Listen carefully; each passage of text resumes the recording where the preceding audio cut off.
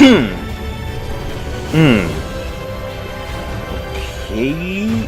Let's see. Is this working? Oh, oops, the camera. Yeah. No, oh no, this is the wrong setup. Wrong setup. Ignore this part. Yeah. Hey guys, the Firebird is here. It's just me. Today we're gonna be reacting to Transformers Arrival.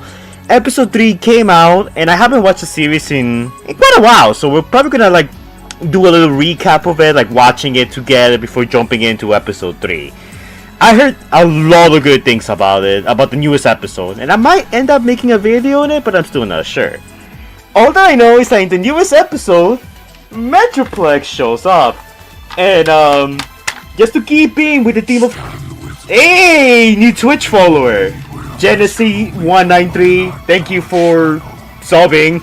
The Megatron announcer was kind of scary because I have these in maximum. But yeah, I have my Metroplex here. He's gonna be keeping company and making witty commentary every now and then, alongside my Optimus Prime and a bunch of other figures I'll be showcasing just for like, you know, just for fun season stuff like that. Actually, wait, let me show you. Since I got a little spoiled of like, not like super spoiled, but I got some small spoilers of how which characters are gonna be in episode 3. Because fun fact, I'm actually a producer in the Transformers Arrival episode 3 making of it, because I donated some money to it. So yeah, actually wait, let me see. So you guys know that I have everyone here. Let's switch to the toy cam. Hold up, give me a second. Okay, hopefully this is not too messy. Alright, there we go. Wait. Here, let me move this. As you guys can see here, I got a couple of my Transformers here to showcase to you guys. I mean, you know, of course they're all like the ones from the movie. You got RC here, Bumblebee, Ratchet, Optimus. I don't have an Arrival size swipe, so Studio Series will have to do. And of course, my boy Ironhide here. And of course, yeah, here you got the Decepticons at the back. You know, just for funsies, so I can like showcase them and throw them out during the episode. So yeah. So yeah, that's pretty much about it. Just wanted to showcase that to you guys. Give me a second while I move the camera around. Moving it around. Alright, there we go. Oops. There we go. With this near. As always guys, if you wait, no. It's been a while since I do this. What did I do? Yeah. Of course guys, if you donate now, you get your name written on the RC. We're running out of space, so get your your mileage while she's still standing, okay? Anyways, yeah. So let's cut to browsing. Okay, give me a second. Let me put some little background music first while we work everything up. Look, guys, look, we're professionals. Like, you know, I like to take it slow when it comes to my live streams. It's just the way we roll. Devastation. That should do it. All right, there. Okay.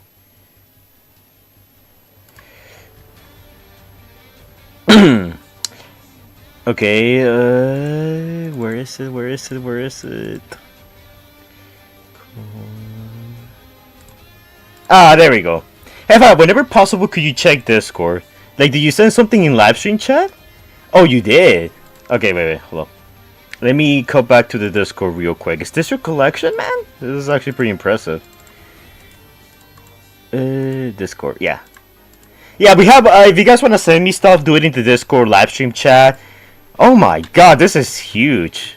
Is this your collection or is this like stuff you found in a store? This has to be, yeah, this is stuff you found in a store, I was about to say. You got it crazy, man. That one wrecker, shout out to you. Really good find though, like some of this stuff is actually kind of cool. It's Combiner War stuff here. Alright, that's cool, Okay. Anyways, okay, so I need to give some context for the people who might not be fully aware of this, but Transformers Arrival is a series made by Lazlow Ven here. This is basically supposed to be a prequel to the events of Rise of the Beast, but a sequel to the Bumblebee movie. So of course it's an in-between type of scenario. It's supposed to explain what happens in between those two movies. So, and I kind of made a few videos on it in the past. Not that many for what I remember, but just like Rush of Unicorn, I have made videos on it. What figures am I thinking about getting when they come out? I want to get the Primes. The Primes are for sure. But anyways, as I was saying, there's a couple of episodes out now. Episode 3 has come out. This is going to be the episode we'll be reacting to. But before we do that, because the episode's only like 20 minutes long, you know, it's like... I figured that it could be good if we rewatch the first 2 episodes just to get caught up with everything, because it's been a little while since I watched them. So just to make sure I'm not missing on anything, and I'll provide, you know, with the commentary as per usual. I think Lazlow Ven released these 2, Yeah, there's episode 1 and 2 combined here, so we can just watch them easier. But we'll probably just watch the original. We'll start with episode 1, we'll move on to episode 3, and then watch episode 3, which is the newest one. Is everyone okay with that? Cool. Okay, cool. No one's gonna argue with that. What's up, Fire? Not much. Alright, just want to make sure, is everyone good? I'll be right here just doing some stuff. My hot take, Berica should be a rival to Prowl. I don't think it's so much of a hot take, but like... Because, like, I mean, Hasbro never really did anything with the Bumblebee / Berica rivalry, if anything. So, you know, I feel like most people will agree with you. But anyways. Okay, so we are ready to begin. So if anyone has anything to say, maybe some last minute donations so I can do some push-ups and just get them out the way, you know, up to you. But yeah. Okay. We're ready to begin. I have my Transformers figures here at the ready. So this will be fun. Hey, hope all is going well. Oh, everything's going well. I might do a video, a longer video for Saturday or Friday surrounding this. By the way, I'm streaming on Wednesday because I'm gonna go visit some family on Friday. So I'm not gonna be able to stream on Friday if that does end up happening. So I decided to just stream on Wednesday just to be safe. So that's why we're doing this now and not later. Hello. Alright. Okay, I think we're good. Okay, let's begin. Let me know if the volume is fine, okay?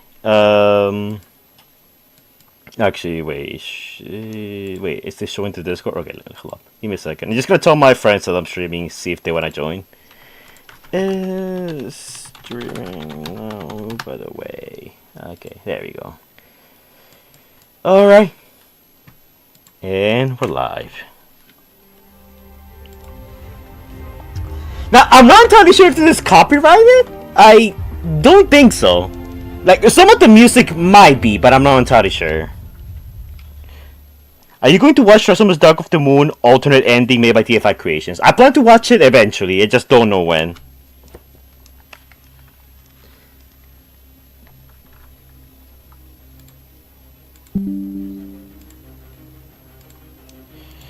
What's good, y'all? Oh, Martini's here! Sup, Martini? Welcome. Lazlow Ven Productions. Now, I am going to be providing some small bits of criticism here as we go on. Because I remember when I made my first video on Transformers Arrivals, I did have like some critiques and I wanted to say about them. So we'll probably do the same even for episode 3 when we start watching it a little later down the stream.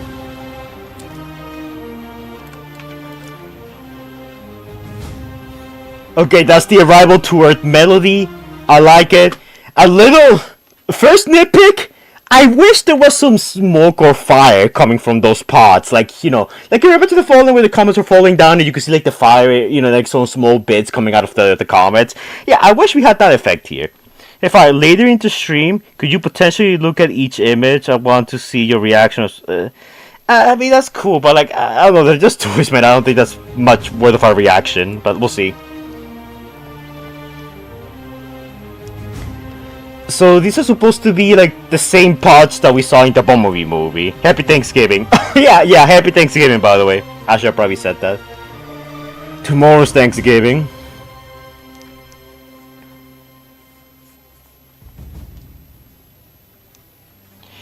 This is something else I wanted to comment about this. Like, I like Transformers Survival, but I think like some scenes kind of just lingered on a bit too much. I feel like this whole thing with the Autobots, you know, coming to aircraft and probably chop around half the time, you know, trim down a bit more, because it kind of feels like we're spacing out for time. I'm new here for a live as I okay wait actually let me highlight comments. I think this could be better. It's more fun this way.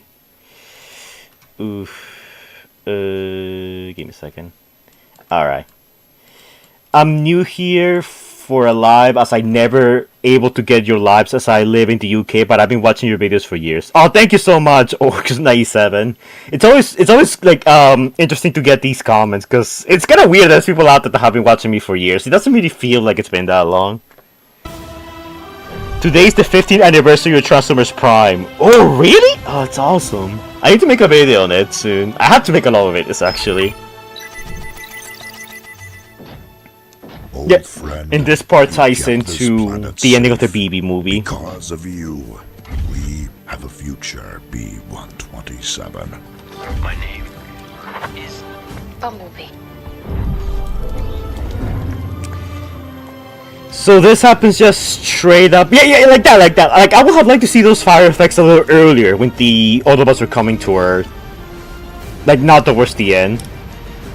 So it's a small bit of criticism here.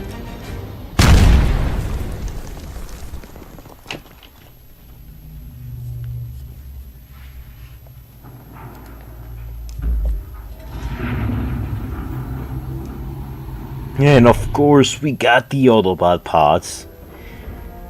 Ultra Magnus is here.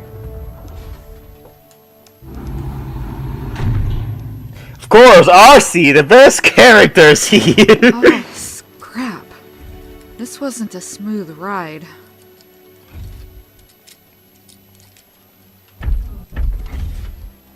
Someone is missing. I told you all to follow me! Sir, we're missing 3. Mirage, Wheeljack, and... Wheeljack, do you read me? Yes, sir. Our pods malfunctioned. We couldn't control them.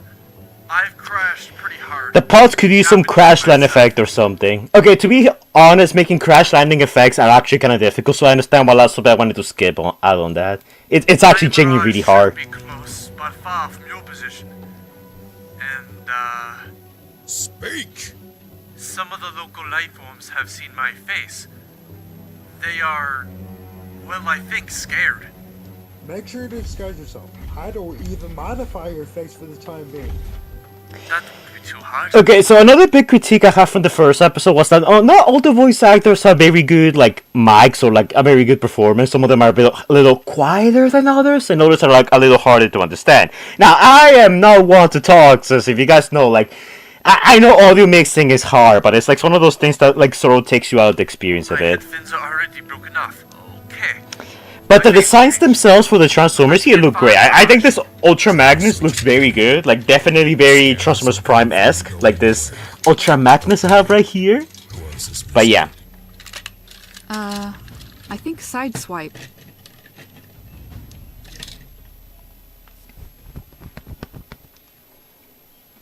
Great. He can't follow... Okay, that was also a weird cut, you know. He's talking, cuts to black, and then we just go back to Ultra Magnus. I think Lazlow Ven said he wanted to remake the first episode, and there's a bunch of things he can do better here. He'll probably remake it at some point, but like, yeah. The series kind of started a bit rough, and then it got pretty, you know, a little progressively better as it went on. I don't trust him. Hopefully, he didn't get anyone's attention. Hey, Bossbot? Mirage! Where are you? I'll be... Okay, chat. Can I tell you guys a secret? Oops. That's the wrong one. I absolutely despise Rise of the Beast Mirage. I don't think it's a good design. I don't like it. I wish Lazlow Ven just changed here. I'm sorry, I just don't like this thing. Look at him. You can build it as a transformer. Also, his model here is kind of low render. I don't know why. Must have been taken for something, but yeah. New York. So Wheeljack is with you, right? About that, Ultra Magnus. Wheeljack kind of looks like this now.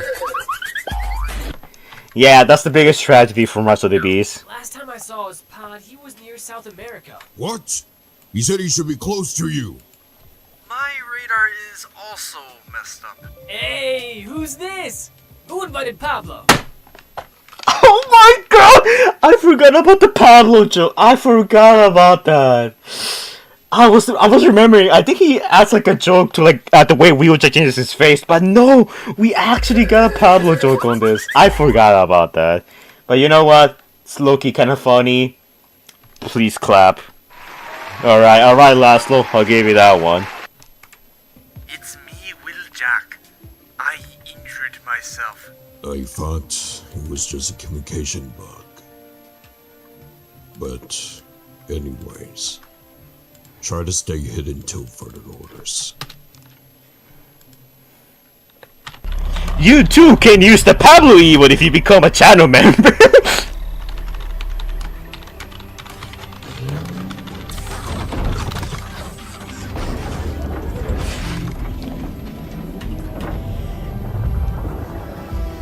Now, Prime's design here is just straight up the one from the Bumblebee movie. Which, if you guys follow me, you guys know this is the best movie Optimus out there. Better than Rise of the Beast. And you brought some troops with you as well, I see. Damn, B. You look dope in this show. You know his new name? What? No. I always called him B. Then his full name always fluctuates. Admittedly, I actually really do like Jasta's Cybertronian robot mode. I actually think it looks really good. If this would have been in the movie, I would 100% believed it. What, you got a new one? Yes, Bumblebee. The design of the series, the design of Ultra Magnus in the series kind of reminds me of AW Ultra Magnus. Nah, I see it. Sir, we lost some of our soldiers during the landing. I'm sorry.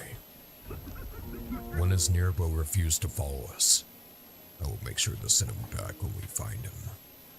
Magnus, don't be too harsh on them.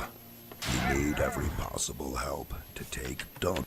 I'll make sure this. Okay, little continuity error. Jazz is right here with Ratchet and RC, and then we cut back to look at Optimus and Bumblebee, and all of a sudden he's here, right next to Bumblebee, like he was always there. Yeah, so it's just some continuity errors, but that kind of stuff always bothers me. You need every possible help to take back Cybertron. He may have miscalculated his landing coordinates. Or wanted to explore on it. Also, okay, look. I know we make tons of jokes about this in this channel, and it's kind of a tradition by this point, but like, god dang, I don't know why Lazlow made RC so thick in this. Like, if you look at the toy I'm holding right now, she's not that... Okay, well, actually, no, I guess that's accurate. I don't know, I always thought like he did that for fan service. His own. Let's find him.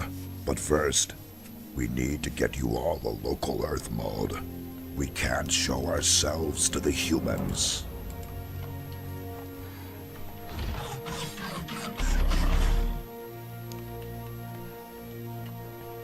Just a teleportation ability, pretty much. Yeah. Also, let me know if the audio's fine. Oh, and of course, we also got like our main bad guys here. I forgot about them.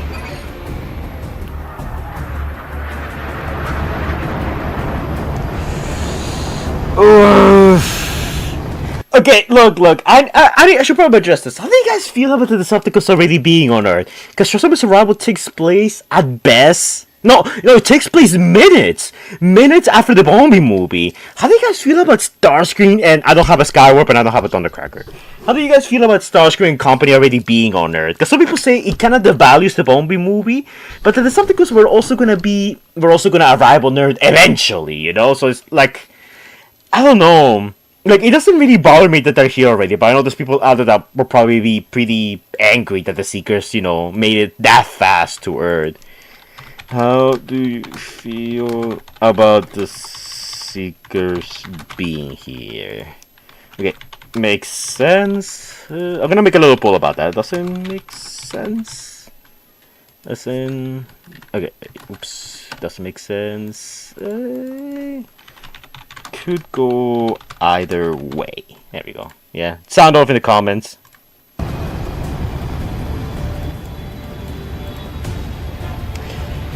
Because the whole point of the Bumblebee movie was to stop the Decepticons from coming, and now it looks like the Decepticons came regardless. I hope that's something that he addresses in episode 3. Blitzwing signal was last logged here. Okay, so they were chasing for Blitzwing signal, so maybe they're just scouting around for like their missing Decepticon comrades. I guess that makes sense, but like, once they find out the Autobots, they need to like, you know, try and do the whole thing that Shatter and Dropkick did and try and call the Decepticon army all over again. It went out. So did both Dropkicks and Shatters. Okay, wait, hold up. There's an interesting comment here I want to address. Okay, this is from Lucky Blockman09. So, okay, I have a theory. I have a theory in Bumblebee movie, half or a quarter of the message got to the Decepticons. Just a theory because Starscream could have been around Earth, like in the sewer system. Yeah, I think that makes sense. But honestly, I like the idea of them just following Blitzwing's trail and just making it here coincidentally, because it's just 3 of them so far. It's not like they're bringing up the whole army. I doubt these primitive life forms were able to take. I mean, Blitzwing just popped up. Okay, that's a very good point. That's a very good point. And what about that weak signal? It came from one of ours. The message is not complete, but it mentions a base. Okay, so they do address it then, because they're addressing like Shatter's signal. Can take out these rebels, then I will finally prove my worthiness as Decepticon leader. What about Megatron? He's our leader. That fool vanished from the Autobot City battle. I'm pretty sure our poor leader's soul has, well, departed. May he rest in peace. All right, Seekers. Let's find these rebels. This time, let none escape. I do like this scene. I just wish they weren't just hovering in the air. I would like to at least see them be soaring through the skies as they're just having this conversation. Because if you guys know anything about jets, they don't exactly are known for standing still. Where's Megatron? I think they'll explain that in episode 3. I got spoiled a little, so I know a bit of what's gonna happen.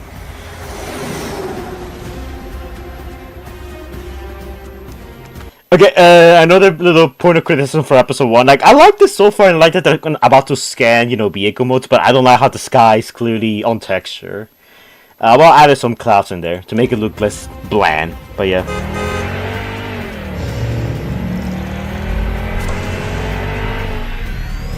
But admittedly, I actually really do like this scene. I think this scene is actually really cool. The Autobots scan their new vehicle modes and they get like some small changes to their bodies. I think Jazz gets the most dramatic change, honestly, but he looks great. Ratchet looks about how you expect.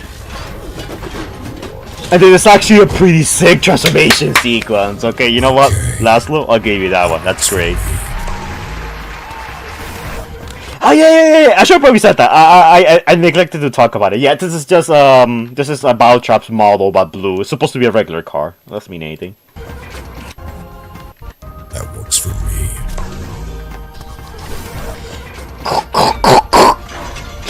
me. Magnus transforms. Attention all BFPD units. How they discovered us. I doubt it. Let's just wait and see. A local resident reported an explosion at his home. The entire roof is on fire. He claims a missile hit his home. Might be linked to the recent military exercise in Brighton Falls. Firefighters and medics are on the way. Commander, I think we found the missing Autobot. You baby! Now we get into the action part for the next episode. Is there a post-credit scene? I think there is. Oh yeah, there's a post-credit scene, I forgot. Yeah, okay, just wanna quickly skip to that.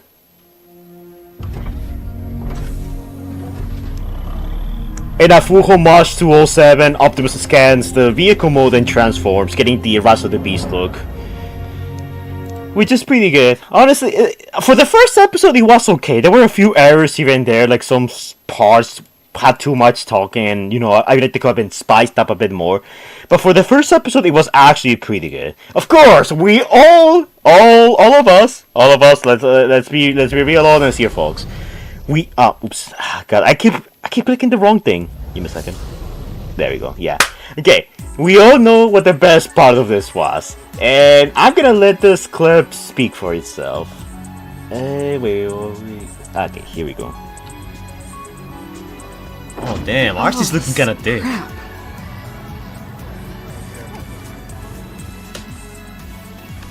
Yeah, that. Okay, I mean, come on! Arcee just looks phenomenal in this series. Her and Ultra Magnus are like my favorite designs in Transformers Arrival.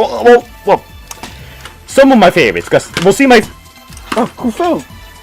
Okay, because in all reality, my favorite is Sideswipe. Sideswipe has the best design in Transformers Arrival. Of course, there's no Transformers Arrival toy, so just pretend that this is a red Sideswipe. But yeah. Okay, so very quickly, I want to see what you guys were thinking about the prospect of the Decepticons being here. Most of you guys seem to be okay with it. Alright, that's cool. Anyways, we'll jump to episode 2 and then we can just jump to the new stuff. Let me see. Episode 2. Episode 2 I think is a little shorter from what I remember. Oh no, okay, yeah, it's a little shorter. It's only 10 minutes. But I remember really liking episode 2. When it first came out, it was great. Onto the troop. Yes, looks to be here. Okay, I'm sorry. I was answering the Twitch chat. But anyways. Are we good here? Is the audio good? Let me know. Like the audio of the game, I mean. Of the game. Of the video. You know what you know what I mean. Okay, look, my mind's not working properly today. Doesn't matter. Let me jump right into it. Now, episode 2. Wait, okay. I'm sorry, I keep pausing so much. When did this came out? August 25, 2024. So more than a year ago. Okay. Alright. Tune it down, fire. Oh, you mean the volume of the video? I can lower it down a bit if you want. Okay, we're gonna skip the previously part. Yeah, this is where the episode begins.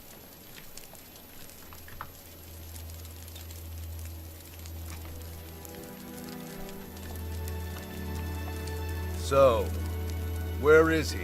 He should be near. Jazz, RC, do you copy? Yes, sir. Can you see Sideswipe's Energon signal? We cannot find him. Yeah. Okay. Give me a second. I had to say it, guys. Sideswipe, hands down, the best design in Transformers Survival. I think this is a perfect combination of the Michael Bay aesthetic and the G1 aesthetic. This is phenomenal. It's an absolute sex design, okay? It's great. We love it. It's amazing.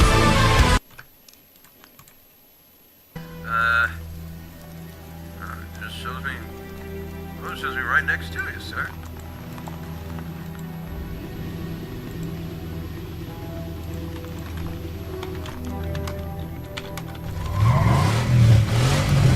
Sideswipe! Keep it down!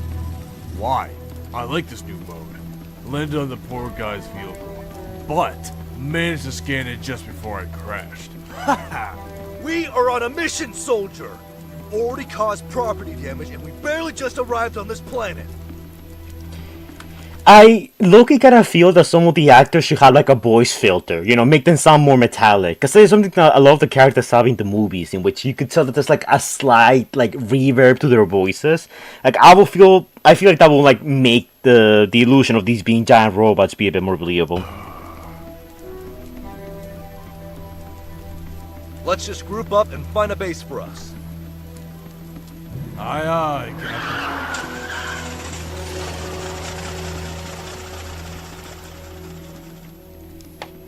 Also, he just destroyed that old man's house. Kind of a dick move.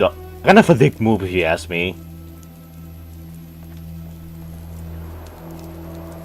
Look who decided to join. Just look at that dude! He looks phenomenal! Oh god, I love him so much! What's Magnus, happy to see you again? Knock it off. You have any idea how serious this mission is? Do you? I guess. You guess? That's great. We fail this mission. The Autobots will lose the war, and Cybertron will fall on the hands of the Decepticons! Sir. I feel like, okay, so, again, I like the models and everything, but I feel like they could be a bit more expressive. Like, Ultra Magnus is angry, you know? Like, he should be like, actually, wait, let me see if I can mimic this with like, my figure right here. That's great. We fail this mission. The Autobots will lose the war, and Cybertron will fall on the hands of the Decepticons! Sir. You see what I mean? Just like a bit more expression, like the hands are moving, you know, there's a bit of quickness to his movements. Like, that could really sell the anger a bit more. Oh, wait, what happened? Oops, I muted it. The Decepticons! There we go. Yeah. Sir, let's talk about this when we are a bit more calm. Also, where's Optimus and Bumblebee? They went to investigate something. Didn't tell me what it was. Then let's wait. And make this place a bit nicer. RC, Jazz, let's get to work. Yes, sir. Also, a little famous error here. I think I told this to Lazlow the first time I was watching TF Arrival episode 2. But RC's Autobot insignia is mixed texture and is missing like a one fit of it. Just something I noticed.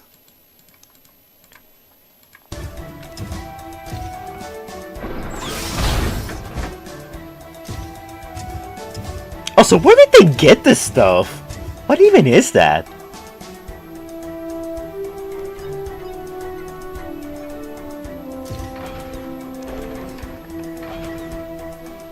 Boom! Ha ha. Very funny. It was. Enough! Any news of the others? I'm looking for any signals on our channels. As of yet, nothing. No, wait. There's one. No, two actually. This is Weapons Specialist Ironhide. We made it out safe. I've regrouped with Braun, Prowl, and Cub. Braun, Prowl, and Cub. This is Ironhide again. We saw Starscream and his Seekers leaving Cybertron. Drive, send the coordinates and we'll bring the ship. Ship? The Ark. But we lost the Ark, didn't we? No. Cub and Prowl hid it on another planet. Just before they captured the capital. You really need to explain this to me. Oh wait! Actually, we have something interesting. Someone interesting in the chat right now. Hold up. Let me pull this comment very quickly.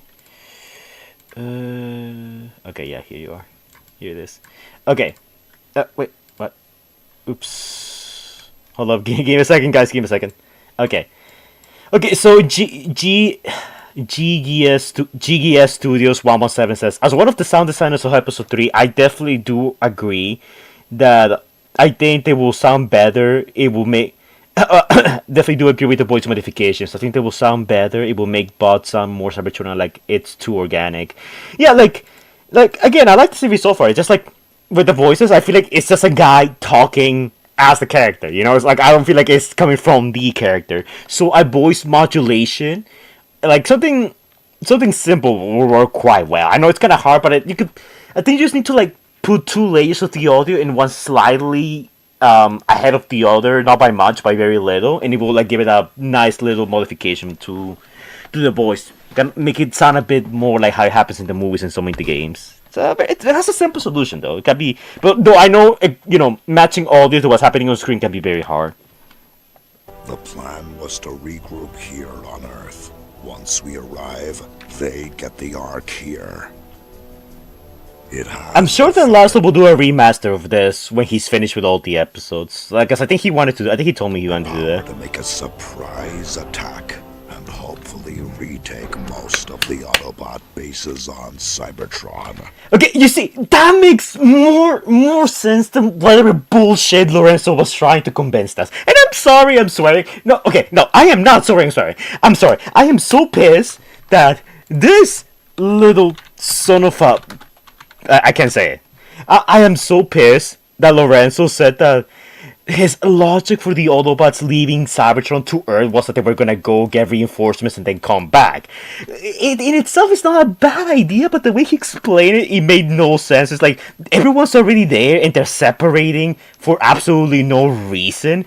But if they go away to get the Ark, a super weapon with so much firepower that can take back like half of Cybertron, then that makes more sense. I like that way better than whatever like smooth brain idea Lorenzo was thinking. I'm sorry, I just need to get that out of my chest. It's been bothering me for the longest time.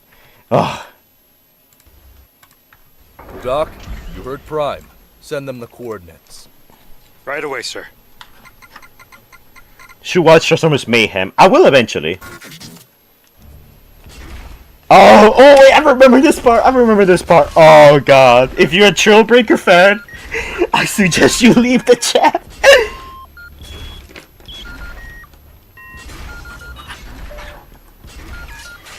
Oh. I know you're here.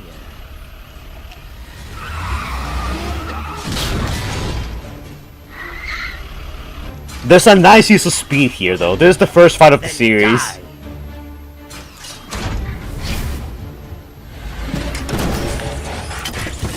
Yeah, this is Trailbreaker, by the way. This is Trailbreaker.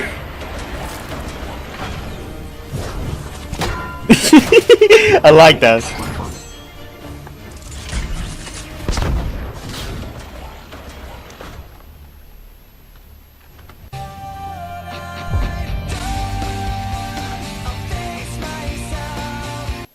And yep, that's how Trailbreaker dies. What took you so long? Oh god. All the Trailbreaker fans got immediately upset. Did you hear that, Starscream? Yes, I did. Someone signaling coordinates. Flawless. Oh yes. Signal came from the west. How about we head there and have some fun? Okay, look, to be fair, this is at least in line with the Maccabee movies, because in the Maccabee movies, characters just die left and right without much fanfare, so at least that's in keeping with that. So sorry I'm late. Oh, Elite Prime, sup, man? No need to worry, but by the way, if, I just want to say, if you are really feeling that upset, you could always donate to the stream now, become a channel member, and get your name written on the beloved RC right here. Of course, entirely optional. I don't force anyone, or much less brainwash them, like a certain someone says I do. If you know, you know.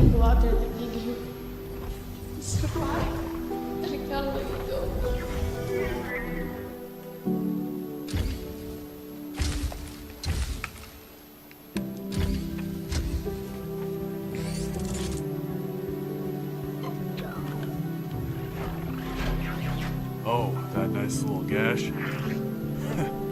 You see, shoulder pads only seems like Optimus on the outside. He isn't that wise. Or didn't used to be. He once fell in love. Yeah, well, Magnus had a girlfriend in this series. Had, you know, nice past tense. Something for once. The only issue was, he loved a cold-blooded killer. Who was and still is a master of deception. And the cherry on top, she's a Decepticon. Their breakup wasn't that smooth. Okay, so Ultra Magnus was in love with a Decepticon in this series, and that's how he got his scars. Now, who do you think it is? Because I said that I think it's probably Flame War. Because she's a bit crazy and she kind of fits the bill.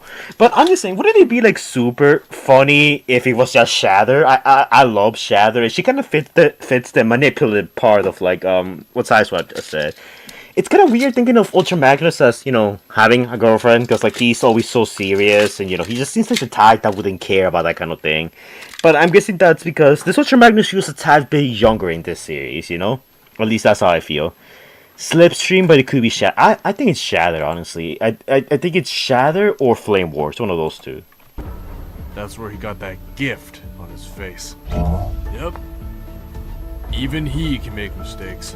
Women! Am I right, fellas? Clap for me. Yeah, you guys like that. Oops, that's a... Yeah. Alright, there we go. Only got grumpier after that. That... My Ultra Magnus fell.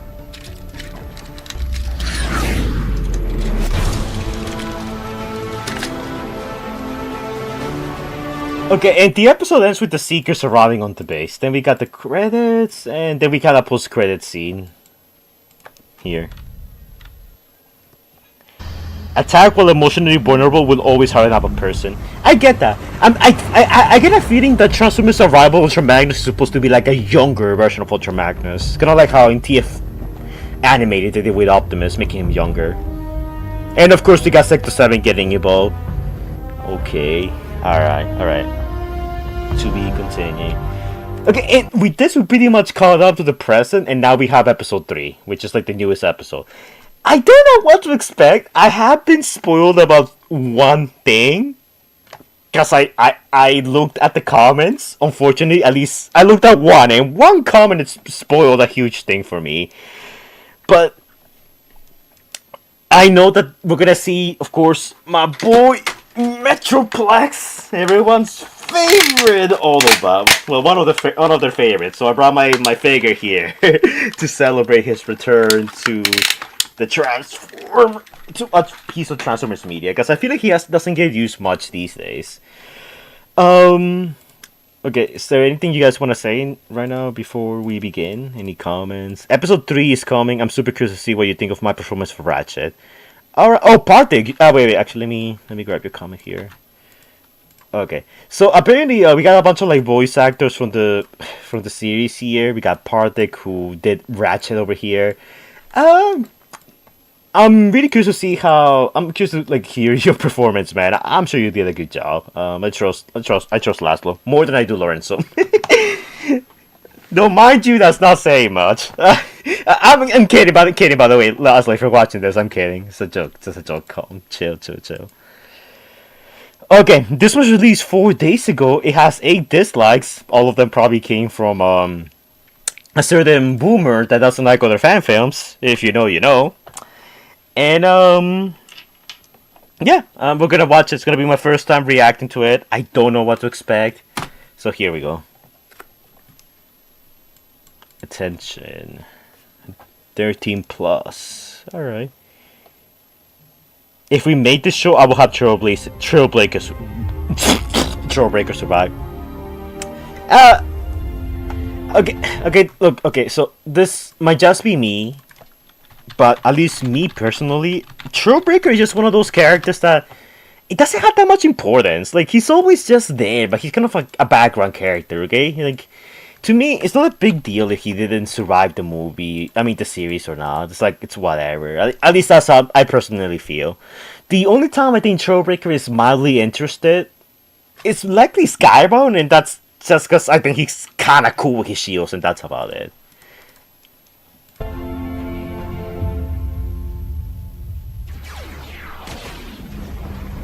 Okay, Cybertron. Yeah, okay, so we start with a Cybertron flashback. I know this part.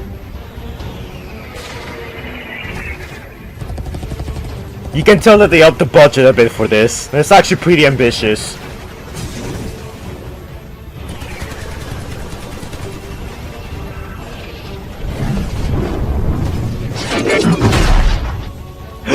Seekers! Leave nothing behind! I don't know who that is. Oh, that's one of the Coneheads. That's, Dirge. Death comes to That's Tross. Your head will make a nice trophy. Is that... No, that's Dirge. That's Dirge. That's Dirge. Wait. Who was that? Who's this guy? What? Is that an aerial bot? Your head will make a nice... Oh, it's an aerial bot. I just don't know who he is. Kind of looks like Ultramag. I mean, no, kind of looks like Sentinel a little bit. Trophy for Lord Megatron. Oh, Soundwave! Oh, we got the squad! I have the squad, guys! You are outnumbered and outmatched, Optimus Prime. Oh, he actually sounds really Your good. surrender is nothing short of logical. That's Ramjet. Okay, guys, look. The call hits look the same to me, okay? I hope that doesn't come off as racist. We need to be careful about that, okay? It's Optimus. Yeah, there's a scene from the movie. Lord Megatron.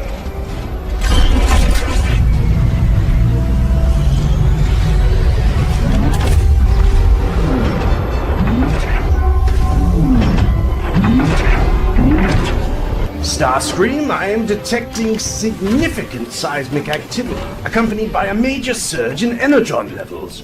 According to my calculations, He actually sounds. fewer than 10. Okay, so let me know how the audio is. Is it too loud? Is it too low? Like, let me know, cause I don't know. I really can't regulate it. But like, he sounds really good. Actually, Shockway's actor sounds really good. Nanocycles to evacuate this sector before conditions become critical. What does that mean? Speak normally, you pile of rusty boats! It means we are currently above a normally. Wait, actually, okay. Okay, so should I break this down as I go, or should I wait until I'm done with the episode so I just react to it all the way too? Because a lot of stuff I want to comment on right now. Like, look at the way Starscream emotes here. You can see there's he's very expressive with his movements. It's not like what happened last episode with Ultra Magnus where Hila was talking. He sounded angry, but his movements didn't express that. And here you can clearly tell that that Starscream is confused. Great improvement so far in animation. It means Turn it up a little. Okay. means we are currently above a Titan, one that Optimus Prime has just activated, and we should leave before we get crushed by it. What about my Seekers? Leave the Seekers. They're of no use to us now. Oh, Worry Starscream cares about the yourself, Seekers? Starscream.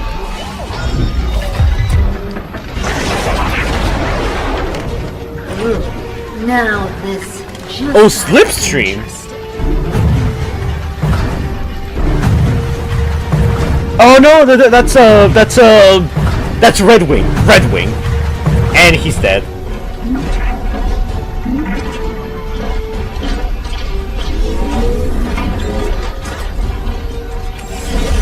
Bro, he looks so sick.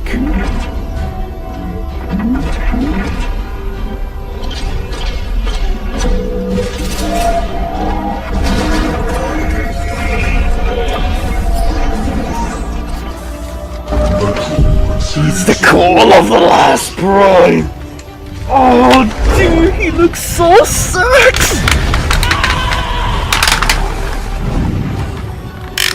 Oh, that's awesome, dude. I love that. But how did Optimus get off the planet? That still doesn't explain it. There.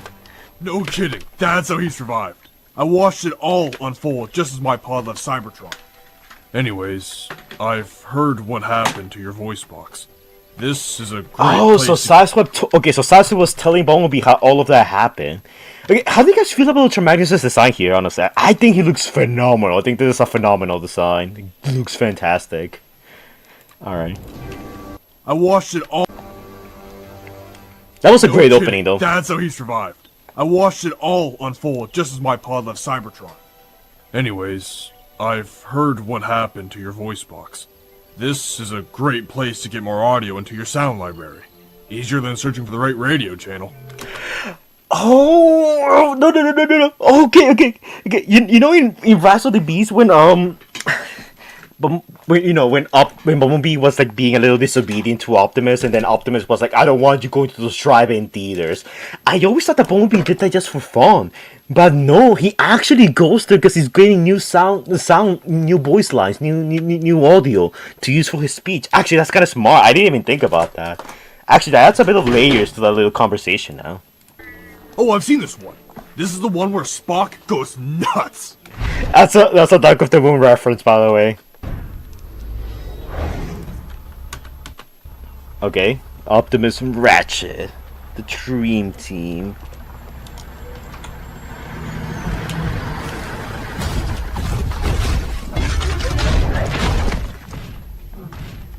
Are they gonna find Trailbreaker?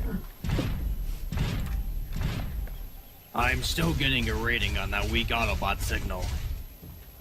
Ooh, that's awkward. Trailbreaker. No. He hasn't got long left. Trailbreaker. Wait, he's still alive? You hear me? Who did this to you? Prime. The Seekers. They're here. Starscream. They know we're here. They all... Wait, he survived? One. Never mind, he's dead. Oh. Okay, yeah, I want to go back to this scene. I feel like Trailbreaker should have like some sparks and like circuits to like, you know, indicate that he's like, you know, barely functioning. Because here he looks like a corpse that's just talking, you know. It doesn't help that he doesn't have a mouth, but it's fine.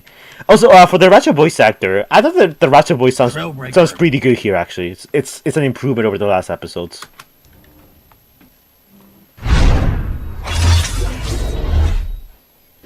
All right. You gotta be kidding me. Oh. Well, would you look at that? An Autobot. A new challenger has just arrived, folks. All alone in the middle of nowhere. Where no one can hear you scream. I might be all alone, but I can still beat you into the next cycle. Don't you worry about that. Oh, that Arcee's so? got some sass. Nice. We'll see about that.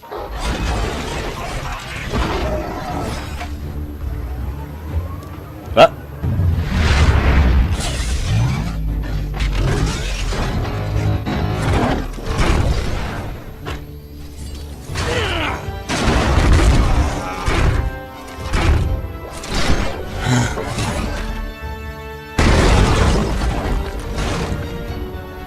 Oh. I hope you're not scared of heights. Let me go, you scrap heap! Wait, excuse me? Excuse me? G.I. Joe?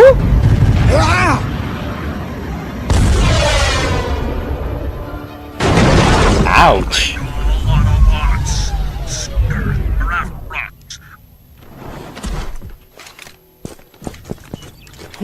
The fighting here looks awful. Okay, I didn't want to comment on that, but yeah, this fight feels okay, you know what? I'll just break it down as we go. This fight feels a little too slow. I get they wanted to use the slow-mo, but I feel like you should have just sped up for this one. Can I speed this up? Can I? Come on, come on. Let me speed this up. Let me speed this up. Can I? Oh, are you kidding me? I need YouTube Premium to speed this up? That's so ass. Okay, yeah, well, whatever. Anyways, I feel like if you sped this whole thing up, it will, you know, make it go faster. We'll probably actually, okay, you know what? I'm probably gonna like do a little demonstration later. I'm gonna like first I wanna record this part and then I'll show you guys how I will go about it later. Let's just keep watching. Yeah. Okay, so let's watch this part. Like, she transforms and everything is fine here, you know, jumps off this little ledge thingy that appears out of nowhere. I wish that was established. The transformation and everything is pretty fine. I get it, you're going for a slow-mo type of effect. But, I don't know. If you sped this up, it will look way better. I think this is, because, like, the choreography here is not that bad. It's just, like, the problem is, like, the way, the movement here is. Yeah, I feel like you could actually add some scenes in between leading up to all of this. Yeah, it's a little complaint I have here. You should be able to speed up without it. I know, but it's not letting me. I don't know why. Okay, look. Wait, let me... I just want to do a little demonstration. This is a little crash course on animation and setting up a fight scene with Professor Fire here. Alright, check this out. Let me... Okay, we're gonna stop this for a little bit, and I'm gonna demonstrate. Give me a second, guys. Hold up. I'm here on my editing software. I wanna do a demonstration here. Alright, let's see. Just gonna increase this for you guys so you guys can see it. Frick, come on, load up. Give me a second, guys. It's loading. I have a lot of files here. Okay, while that's going on, I'm gonna put the music on. Okay, yeah, here it is. Okay, yeah, my editing software. Let me make some space here so you guys can see a little clearer. So, the fight is very slow, but look what happens when I speed this up a bit. Actually, you're gonna speed it. I think this should be fine.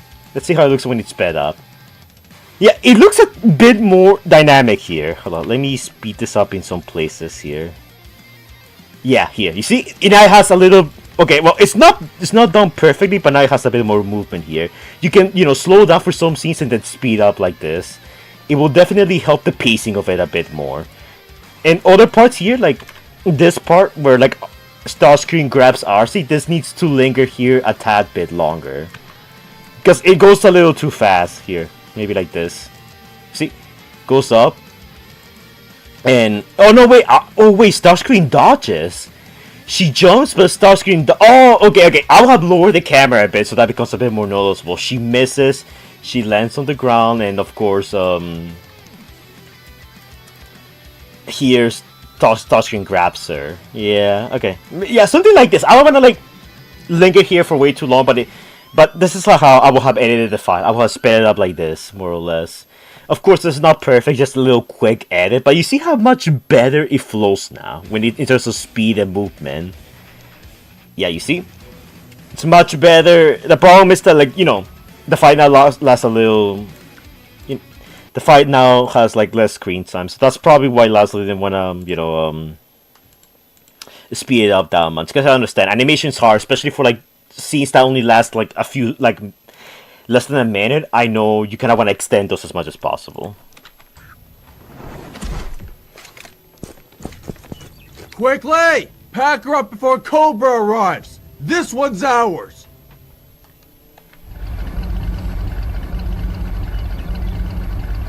Oh my god, they just tied her up! Okay. Interesting. It seems as if these humans are allowed to live on the surface. Back on Cybertron, we weren't even allowed to go up there. I remember my first day on Cybertron's surface. It is Blur ended up. It is very nice to see like civilians and cars just randomly in the streets, because that's how it is in real life. Chasing cyber deers. It makes the world feel living. That's good. Ooh, those were the memories. Yeah, I think those guys were just from G.I. Joe. Cobra shut down Starscream, but it was the G.I. Joe that recovered RC. Okay, so this was in all the trailers. We got Scrapper here. This is Scrapper, right? Like, I'm sorry, the Constructicons gonna look the same to me. I know that's also a little racist, but they really do. Like, here, the transformation sequence looks great, and I think his design looks phenomenal. This is a phenomenal Scrapper.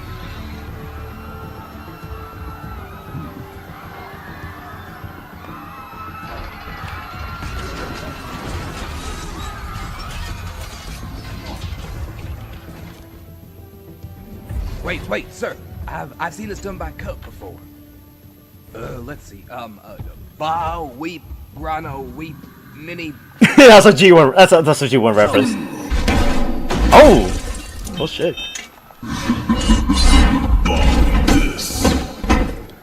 Oh wait, he talks? Wait, what did he say? Okay, that's good. Let me guess. His audio sounds a little too loud, especially in comparison to Ultra Magnus here. Is that what I think it is? You guys see it, right? In the background. Huh.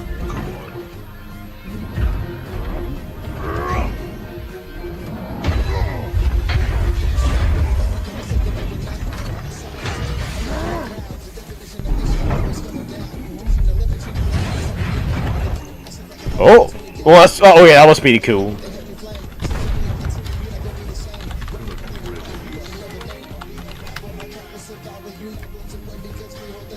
Yeah, that's the new divide in the background. this is gonna get copyrighted, so please donate. It's bearing the background. Oh, it actually broke his mask. We're seeing battle damage. That's good. That's very good. Oh, that's a cool shot. That's a cool shot. Oh, what?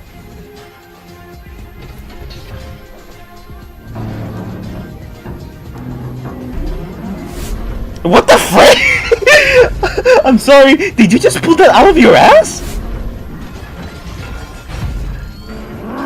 Oh, dude, it looks like the Force of Solus Prime. That's cool. Alright.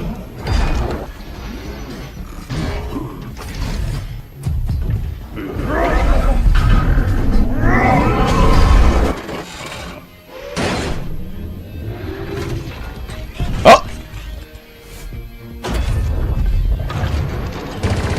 That's a machine gun? Yeah, it is. Hammer time?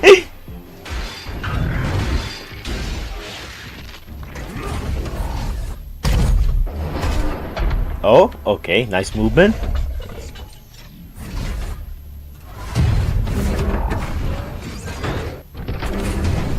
Wait, what? Wait, I'm sorry, what did he just do?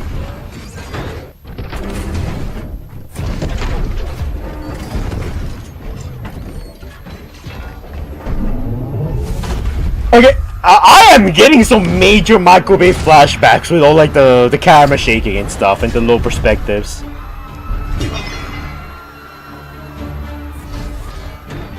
Also, how is Scrapper this strong? You are a brave commander. You deserve a better death. Then again.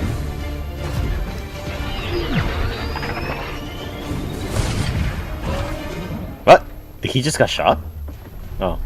It's ass.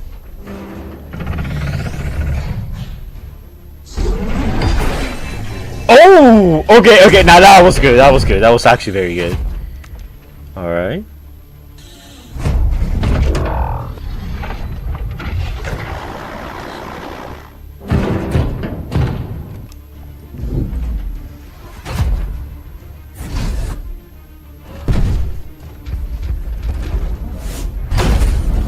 Okay, we're getting some good moves now. That's good. But is Jess actually shooting? Jess, what's with all the drop kicks? Autobots, the Seekers are after us. Leave the base as soon as you can. Jazz, quickly! RC's alone at the base! Wait! Oh my god! Wait, did he just kill him?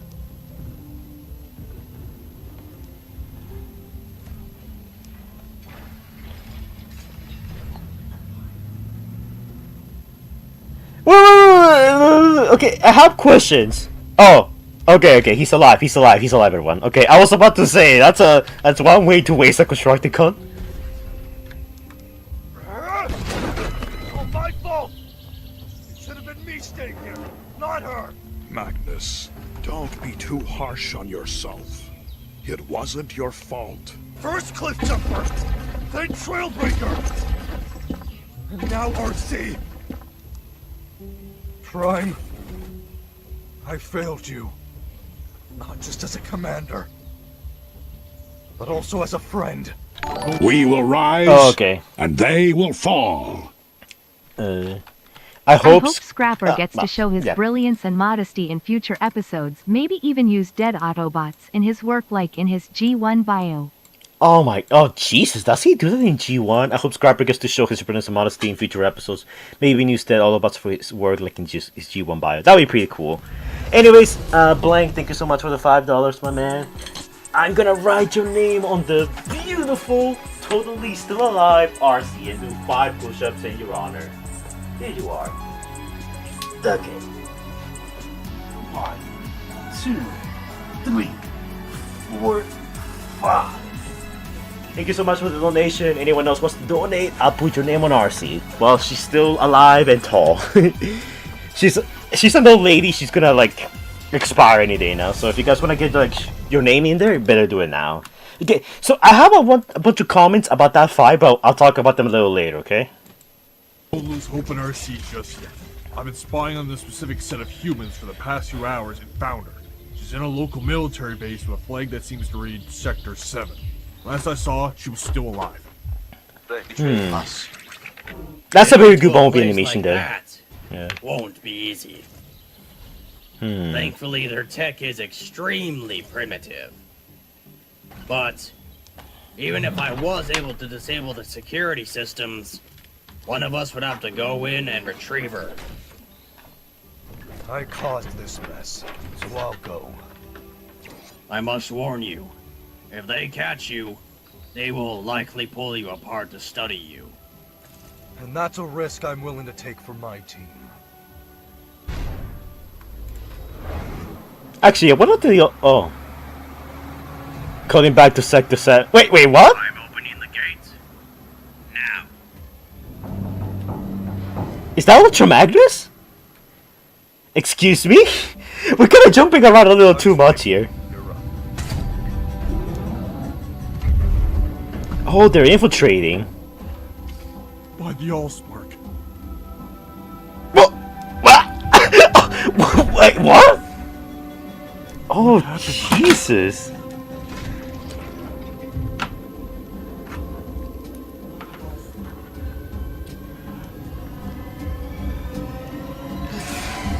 Autobot.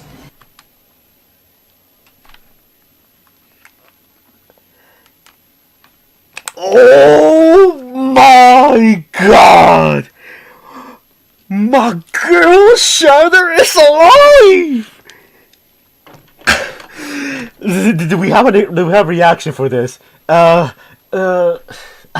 don't have a reaction for this, but like, oh my god, dude! Oh, she looks awful. Okay, actually, wait. I need to make a comment about this. A long time ago, I made a theory talking about how Shadow could survive, like the ending of the Barbie movie.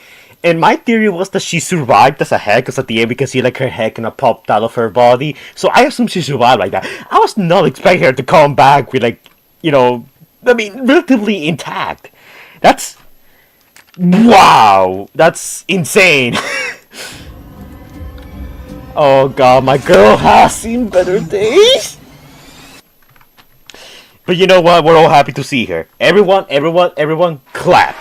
If you can use like channel member emojis, even better. Use them. That they're... Oh, my girl's back. Oh wait, it ended? Produced by the Fire Brothers. Yeah. That's I produced this. I donated. So. Oh, and this is some other dude. Oh, a bunch of people actually produced this. Okay, wait, I think there's a post-credit scene? Nah, it's not. Eh. Okay, so this is like the credits for the production for everyone that worked in the movie, everyone that worked in the episode. Okay, so what do we think about this episode? I think there's a lot of stuff I liked about it, but there's also a bunch of other stuff I was pretty mixed on. I probably voice some of those concerns in a second now, but like, I see what they're doing here. You know, like RC was tortured, like she was missing her legs, so I'm guessing that's what she's gonna transition from looking like this to like, the smaller, body that she has in Rise of the Beast, which I like that connection, but I want to go back to like those fight scenes because I think I've seen some problems with it and I just need to comment on them. Let me fix my mask a bit. Sorry to disappoint you, but I got a fictional girl ready fire. A fellow gentleman of culture, I see. Okay, I think there's a post-credits in here. I just want to like check out real quickly. Make sure we're not missing anything. Go donate to Fire. I will not eat today. I'm not liable for any damages that may happen to you if you do that. Okay. The human walking animation actually looks pretty good here. Oh, it's a G.I. Joe dude. Wait, what? Excuse me? Was that hand just moving?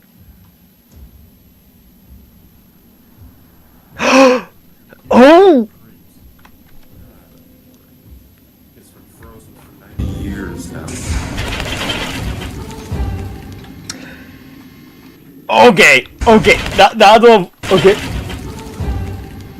That's... Gives me creeps. 90 years. Bumblebee movie Megatron. Okay, so this was supposed to happen in the original Bumblebee movie. In the original Bumblebee movie, Megatron was gonna be frozen in ice, and that was gonna be the post-credit scene. But dude, it's so cool to see him here with like his actual, like, you know, Bumblebee movie body. He looks great here. I know that this is like trying to tie into 2007, you know, kind of like how it was originally intended to, but it's still really cool. Oh, dude, he looks great. He looks great. Like, Megatron's model looks fantastic. It's one of those things that's like very, very difficult to like mess up, but yeah, it's like, you know? Damn. It gives me the creeps. Don't worry. It's been frozen for 90 years now.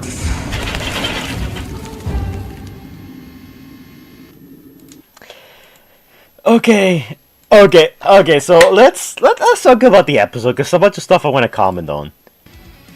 Okay, so wait, let me put some music on, just so you guys are not like listening to a void.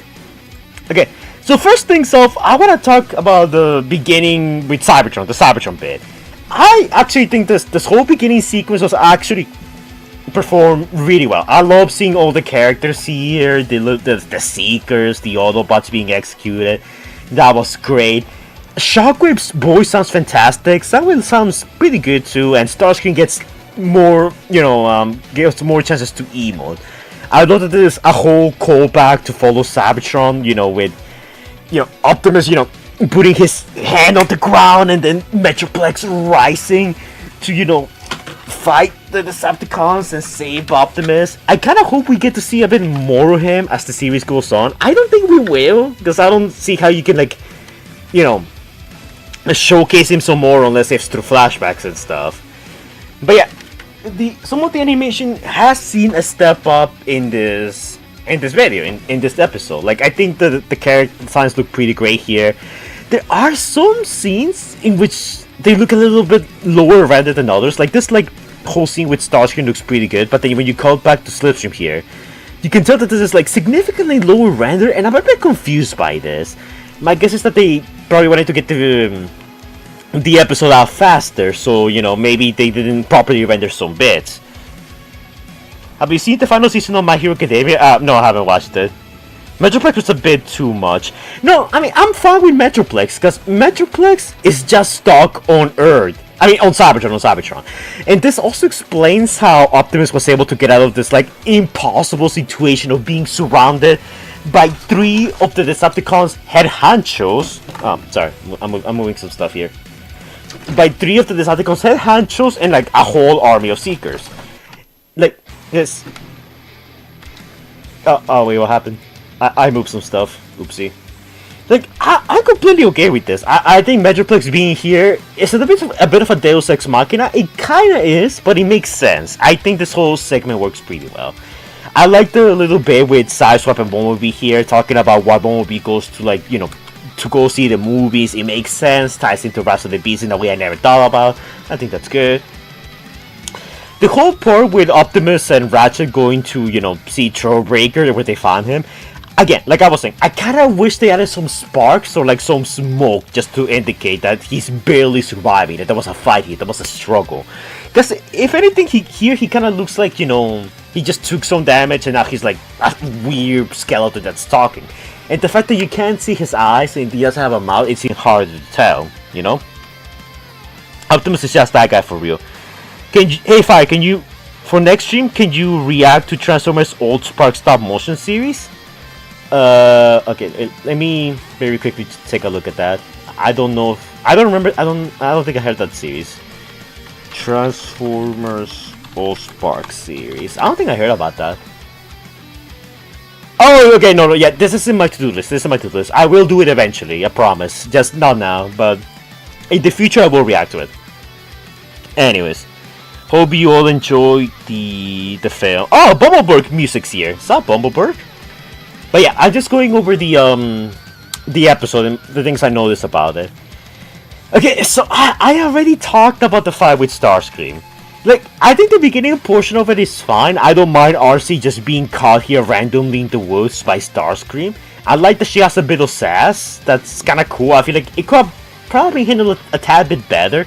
But the fight scene is what I have a problem with. It's too slow. I get they're going for dramatic shots. It's supposed to be slow motion, but I feel like there's like too much slow motion here. I feel like this should be fast and then pause here and then go fast again. Again, I actually mentioned this earlier, and I'll do this. Let's do this again, just so you guys can see what I mean. It's kind of like this. Look, I think the fight should have probably played a bit more like this. You know, sped up, transforms fast, jumps that off fast. You get a few, you know, slow motion, you know, bits here and there, and the fight should have been a bit more fast paced and telegraphed a bit better. I feel like there should have been some in between moments here. For example, in this part, the camera here should have been lower so you can see Starscream dodge. Cause here, like this part, actually you can barely tell that Starscream here is dodging, and you can barely tell that RC here missed her shot. It just feels like it low key. This scene, actually, let me use my toys for this one. Hold on. Wait, close up, yeah. Like low key, this part looks like this. It looks like RC charged. It looked like RC charged in. She jumped, but she missed. What happened was that RC was running. Starscream bended down and she missed her shot. I feel like that should have been telegraphed a tad bit better. You see, this is why I have the toys here, so I can explain things a little better. Going back to what I was saying, yeah, then she falls, and I feel like there should have been a moment where she turns around here, so then she can get grabbed by Starscream and just, you know, held high like this. And I would have liked to see some jet engines coming from Starscream's feet here to like emphasize that he's flying. He's using his like jet boosters. That could have been a good, you know, a good thing to add here. Okay, let me go back to the video on YouTube. Okay, besides that, I actually do like that we see Cobra here, and they're here to tie into the rest of the beast because apparently, you know, G.I. Joe and Cobra are gonna be a high factions that we're gonna be seeing for the future of the movies now, I guess. So it makes sense to have them here. But again, here I will add an explosion, you know, because here it's not made very clear, you know, that Starscream took too much damage from that. An explosion could have helped. Of course, RC falls. She kind of breaks like a Lego brick. And the G.I. Joes show up here and they basically capture her. I guess they were just around the area, you know, trying to go after Cobra or something. Yeah, that part's fine. I do like the RC gets captured and stuff. But another part I want to talk about is the fight between Scrapper, Ultra Magnus, and Jazz. Now, I think this whole segment is fine. One of my biggest problems here is, again, with the voices.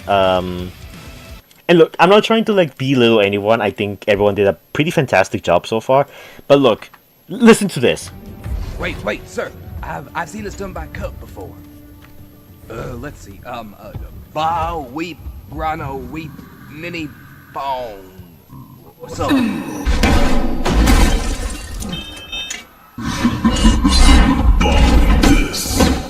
You see that there's a difference between the way Jazz talks and Scrapper talks. See, Scrapper kind of has like that voice filter that I feel like everyone should have. But it sounds like it's echoing way too much. I feel like this should have been lowered a tiny bit because his voice sounds particularly higher than anyone else's, especially Ultra Magnus. And that's like a problem I have here. It bugs me that Jazz and Ultra Magnus took no visible damage. Okay, for this one, I think I'm gonna go back to my little editing software here. Yeah. Are you guys seeing this? You guys seeing this? Yeah, you guys are seeing this. All right. Well, let me kickstart the music again. Okay. So, besides the RC fight, this was the second biggest fight here. Now, I have a couple of problems with this fight, and I wanna like highlight them here.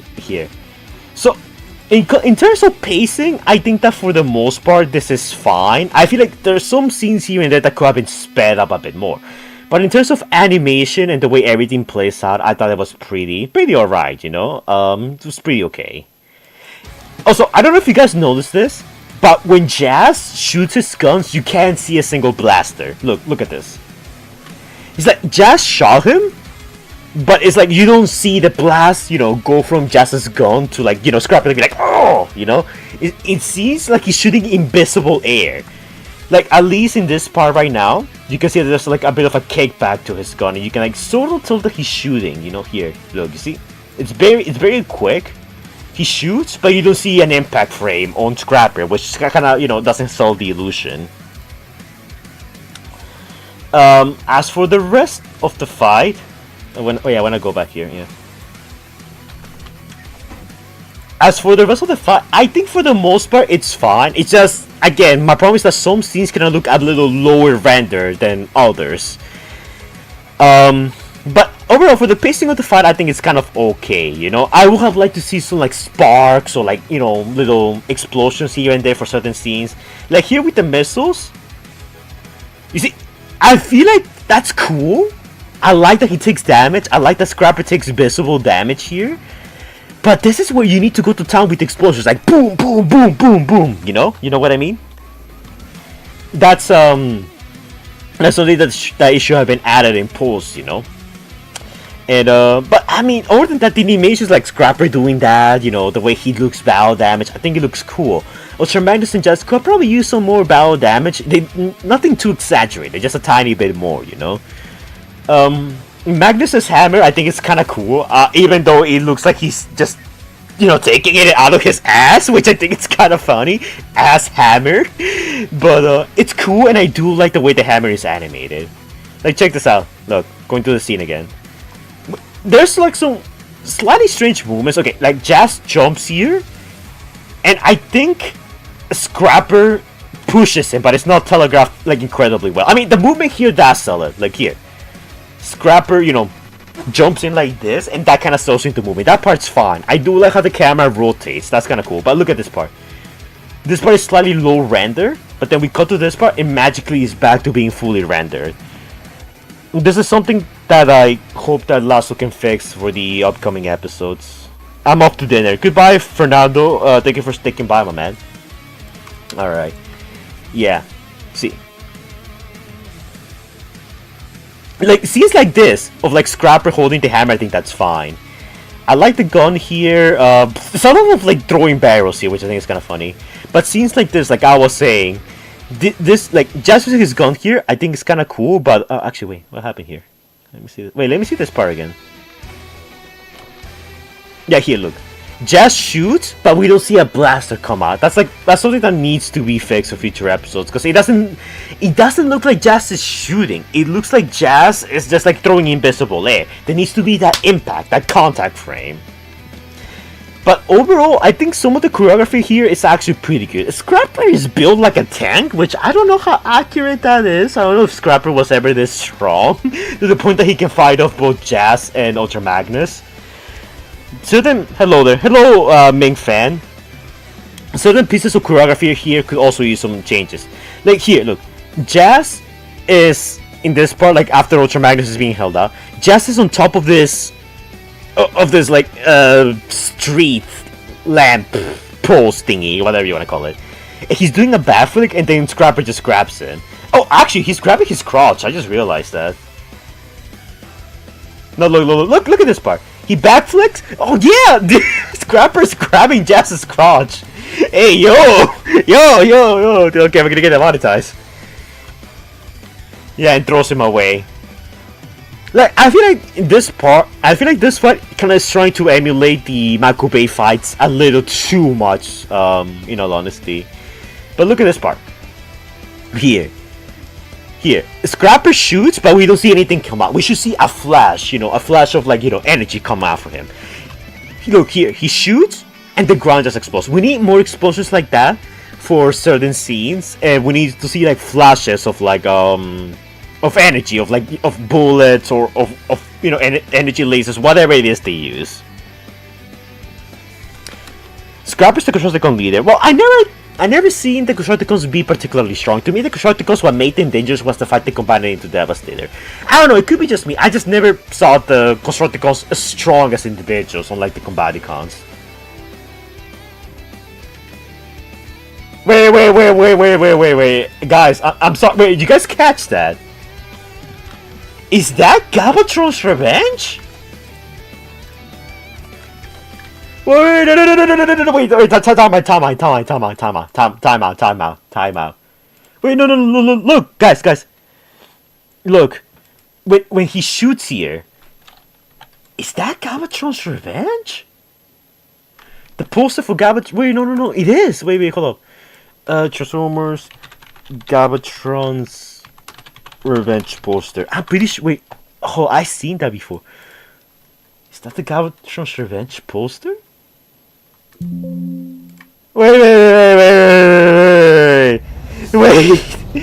no, it is. Look. Hold on. Gonna put these two side by side in a second. Look. That truck had this little poster here, and no, it is. You can vaguely see it. It is! Oh my god, Lazlow! Lazlow, was this supposed to be ironic? No, yo, I caught that on my own. Is this supposed to be symbolism? I'm sorry. Okay, wait. Let me get out of this. Okay, let's do this.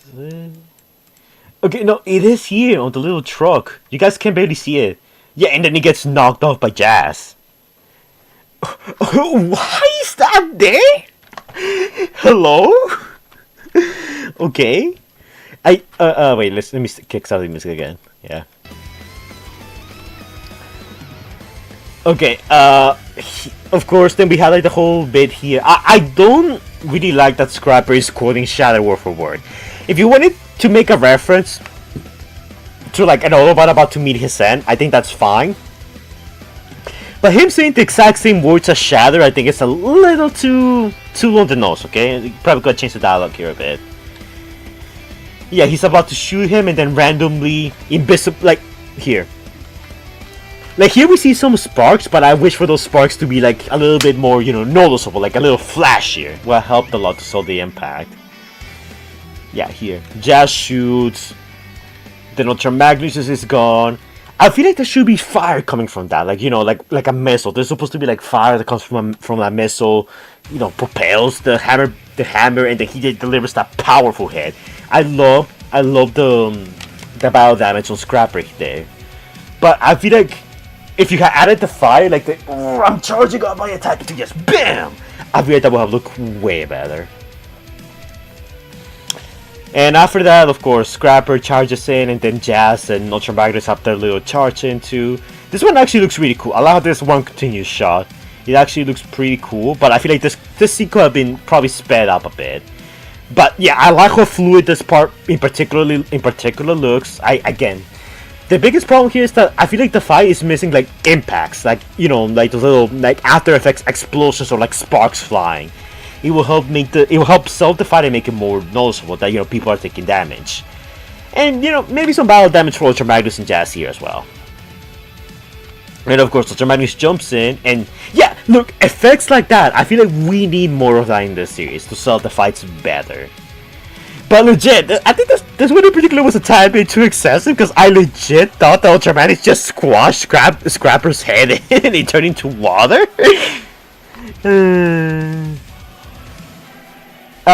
Estella Garcia, I'll talk about Crossfire in a bit, okay? I want to talk about this for now. Yeah, like animated Prime Sacks. Yeah, exactly like that. Hold up. Transformers animated Optimus GIF. Yeah, like I feel like that's. Hold up. Optimus Prime animated Optimus Axe GIF. Let me see if I can find a good showing of it. Okay, I can't find a video immediately, but it's just like animated Optimus Prime's hammer. Hold up. Let me see if I can just find. Guess I want to throw an example here. Give me a second. If YouTube wants to load it. Okay, YouTube doesn't want to load it. Transformers, Optimus versus Megatron animated. Let me see in Transformers animated. No, I want the first fight. The first fight he does that. Yeah, I see it here. Let me see. Let me see if I can find it without like bothering the copyright too much. Yeah, here. This is what I mean. Ultra Magnus uses hammer like that. You know, you see the fire, and then it feels the impact. You know, like if you like. That's what I want to see from like Ultra Magnus's hammer here. Like it lights up with fire, and then he uses it and charges in, you know, full strength. Like this has all the setup for that. Just like Optimus's hammer in animated. That's exactly what I want to see. I want to see this in here.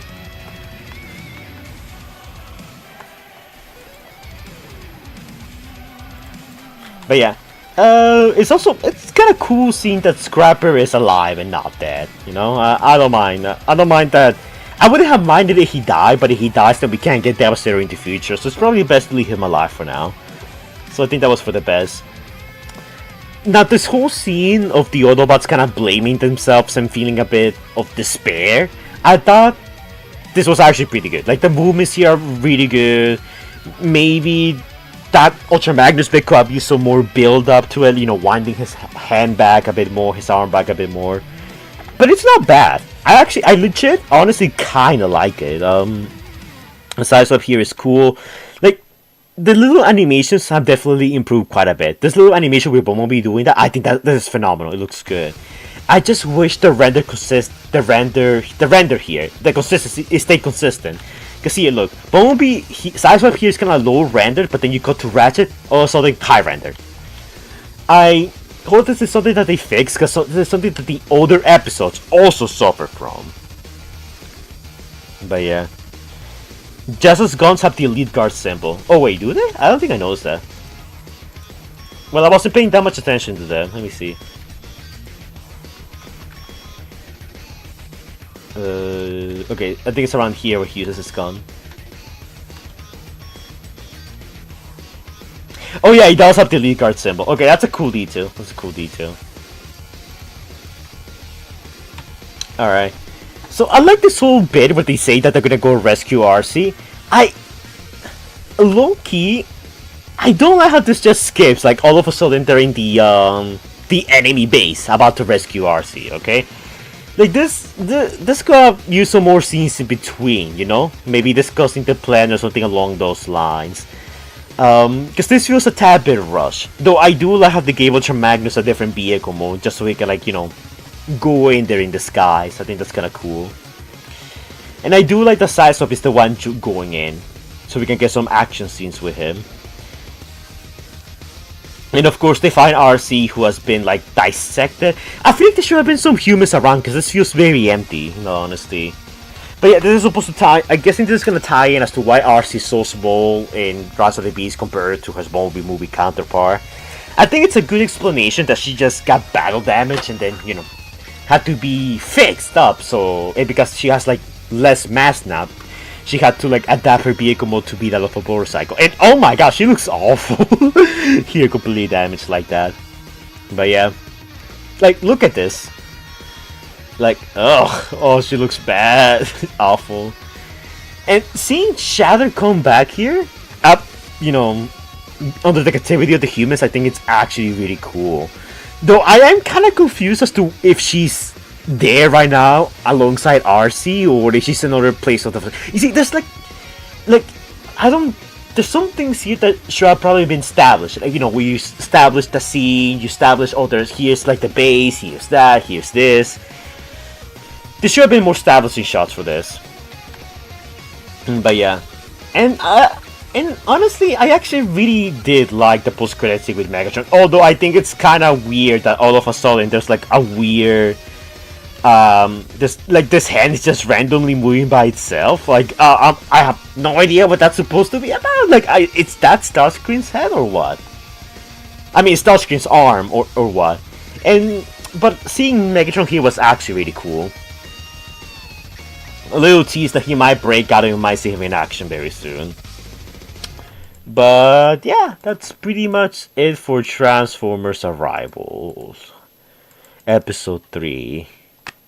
And overall, yeah, I mean, it has improved in some areas, but in some areas, I feel like it still has a long way to go. It's kind of finding its footing, and I definitely see the improvements here, but there's still a bunch of other more improvements that they need to do. So at least hold on. No, oops. How do I change things? Okay, oops. Oops. Give me a second, guys.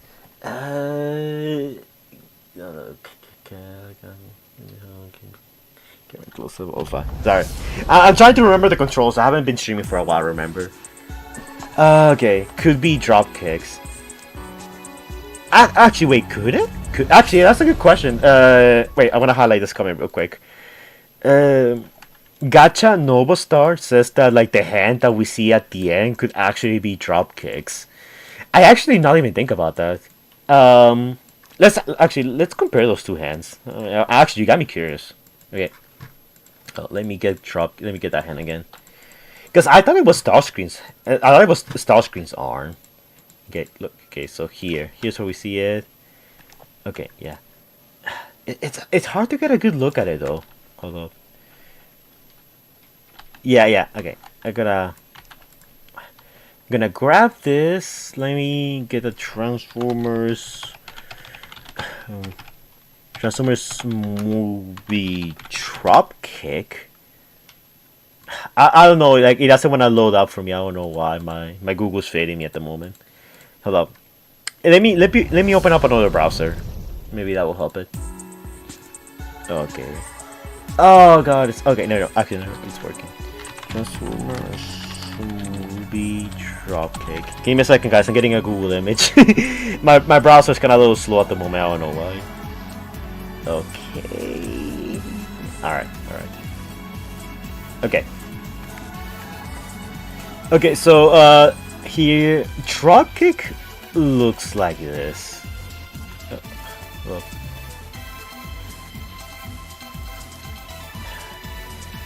Give me a second, guys. It's a little slow for now for some reason. Okay, dropkick looks like this, and the hand that we saw looked like this. I mean, it's very hard to tell, at least from what little we get to see, you know.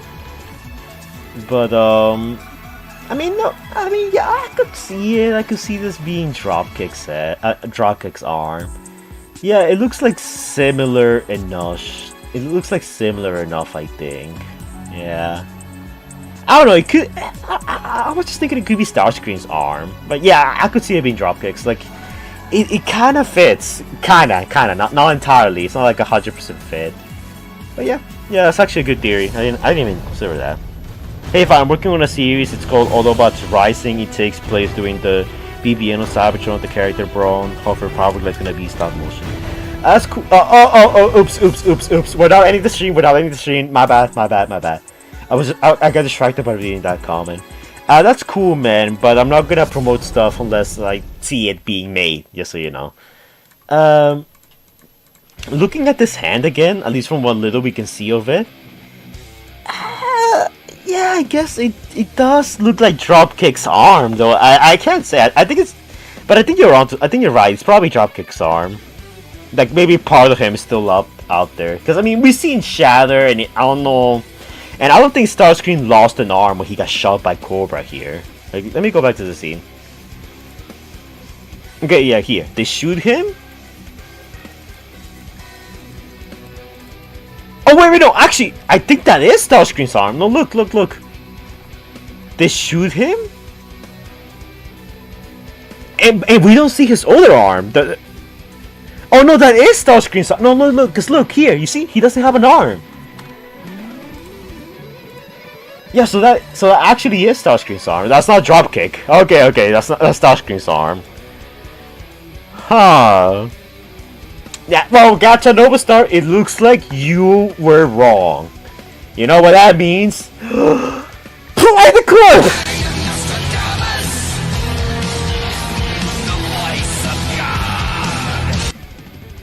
Man, it feels so good being rhymed. Damn, that was so quick, I barely saw that.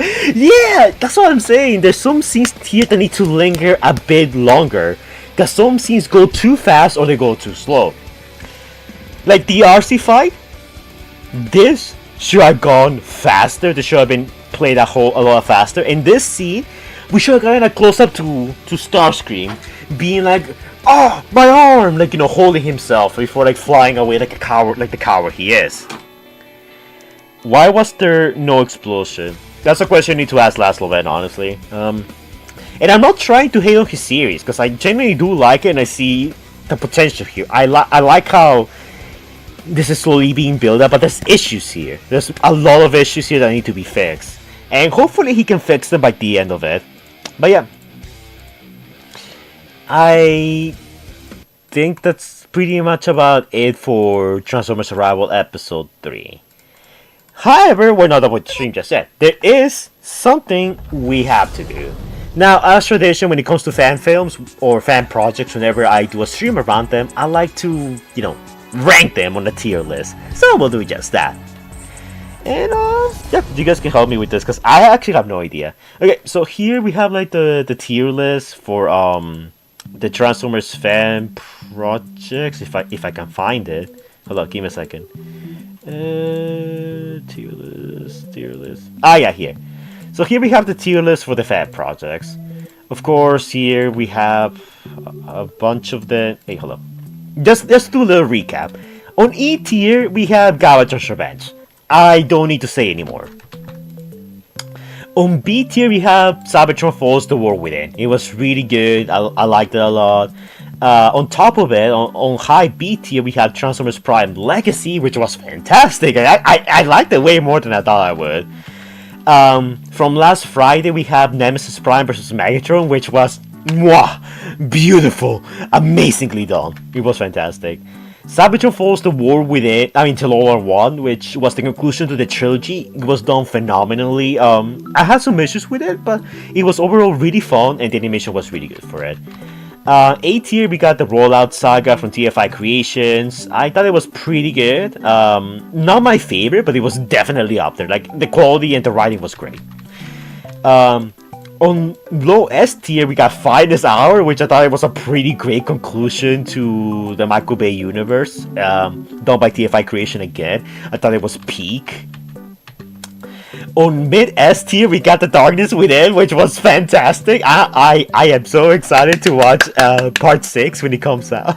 It's I had a lot of fun with it. And on high S tier, like my favorite fan project I covered so far is Aftermath. Aftermath was fun, great voice acting, great story, great stop motion. A 10 out of 10. I had so much fun with that one. But now it is time to rank. Wait. Where's the thumbnail? Where's the thumbnail? Thumbnail.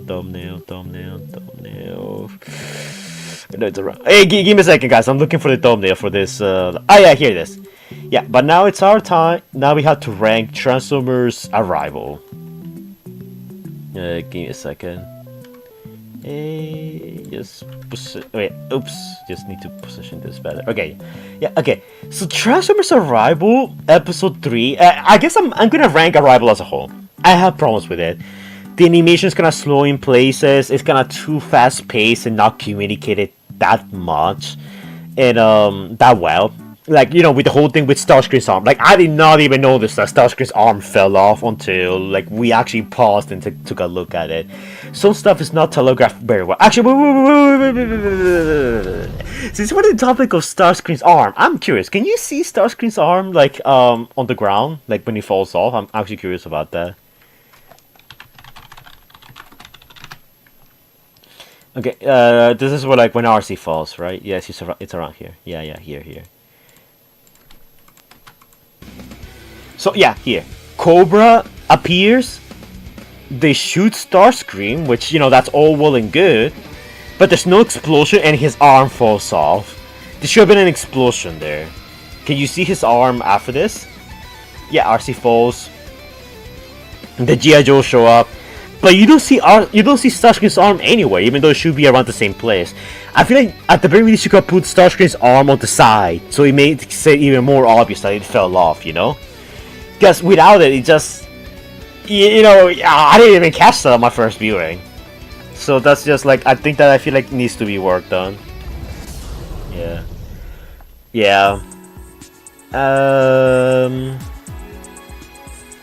Don't forget to talk from What's Steel Crossfire. I'll talk about it, but don't expect me to like go too in depth with it, because I mean, there's not much to talk about when it comes to Crossfire, honestly. At least as of recently. But anyways, let's go back to the tier list. Wait, what button was the tier list again? Hold up. Nice, there we go. Oops, no. That's a stream. Okay, yeah, here. Yeah, okay. I don't know, like, I feel like it's definitely nowhere near A tier, and if I put it in B tier, it will have to be bottom B tier. It's that I personally like it as a movie fan, and I like what Lorenzo's like trying to do. Lazlow. I'm sorry. I like what Lazlow's doing to tie in the messy Transformers lore. But Bumblebee, I'll talk about it in a little bit because I haven't listened to it all the way through. The song, I mean. I like it. It's definitely not Galvatron's Revenge tier because at least there's some interesting stuff going on. And it doesn't feel like you're assassinating the characters here. Like Galvatron's Revenge, I feel like it did a bit of character assassination, which I didn't like. In here, I feel like everyone's pretty much in character. I don't have a problem with it. And the new characters are okay. They're not super... Like, Scrapper looked cool. Seeing RC, Jazz, and all those guys was cool. I don't know, like... Okay, this might be a bit cruel, and also if you're watching this, I'm sorry, but I'm gonna have to, like, put this in low C tier. It has issues, and until those issues are patched up, I don't think I can give it anything high. It's definitely between D or C. Not because it's bad, because I personally really like it. It's just that all the other like fan films just did so much more. And you know what Transformers Arrival struggles with are things that the other fan films don't struggle as much or do way better. I get the fight scenes, the lack of effects, the explosions and stuff like that. That's a huge problem and that needs to be fixed. So how could you put the greatest Transformers movie of all time in the E tier? Because that's where he belongs. I'm sorry. Like, Galvatron's Revenge is not good. It was actually kind of boring at times. And that's not to say that I think Transformers Arrival is a masterpiece, because it definitely had issues. And I'm very honest about that. If I think that a Transformers fan film has issues, I'm gonna say it. If I think he did something good in place, I'm gonna say it. Because I think this fan film this episode, the series, did so many good things. Again, the beginning portion on Cybertron, mwah, fantastic, amazing, loved it. My biggest problem with this episode is that the quality dips on random occasions. The RC versus Starscream fight wasn't telegraphed very well. I felt like it was rushed. It definitely was lacking in places. It could have been done way better. And the Scrapper fight I also have some problems with, but for the most part, this is like close to being like really, really, really good, you know? And the whole ending bit with the Autobots infiltrating Sector 7, I feel like you could have probably... This scene could have been expanded upon a tiny bit more, you know?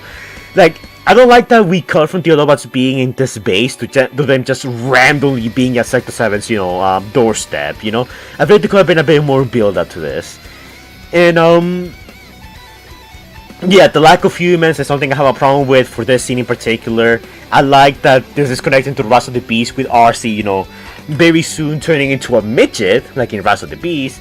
Shadow coming back is cool, but I'm a bit confused. It's like, is she in the room with, you know, Sideswipe and RC, or is this like in another place at the facility? You see what I mean? There needs to be more establishing shots here, and that's something that I hope he manages to fix in the future. But yeah, I think that's where I will. But those are like my thoughts on like Transformers Arrival in general and how I feel about it.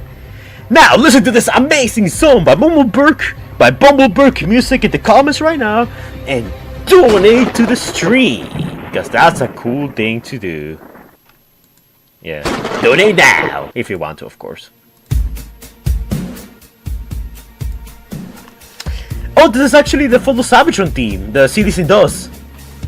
Okay, this has good music. I'll give you that. It has that over Galvatron's Revenge, which just reused Transformers Prime music.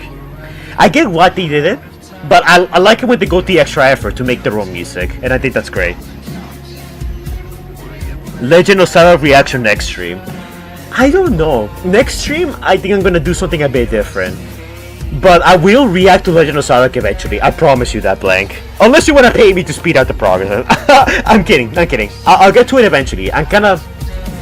For my next live stream, I wanna take a little break from reacting to stuff. I wanna do something that's non-react center.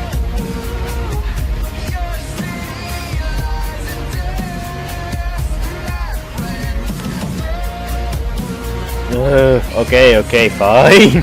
Stellar, I don't know why you're so obsessed with Trosamus Crossfire, but fine. Hey, hold up. Yeah.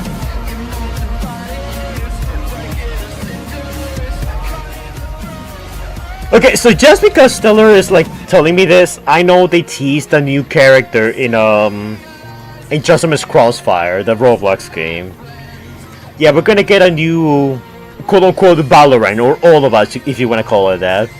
It looks cool, in all honesty. I'm not gonna make a video on it, because it's not a Transformers character, so it's not like something that I feel like I should be talking about.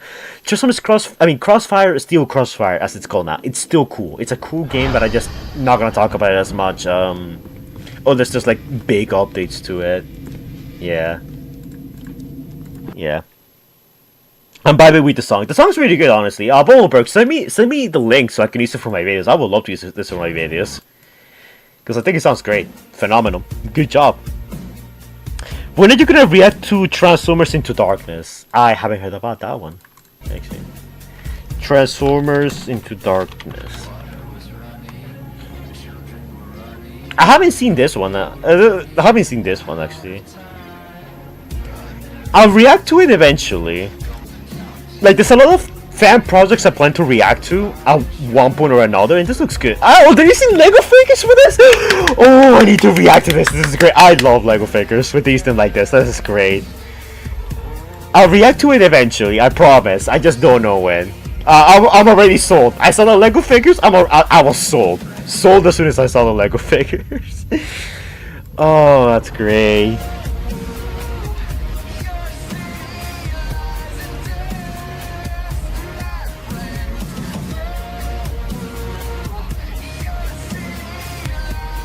Like, actually, yeah, well, while we're doing this, I guess. Hold up, let me open up this coming.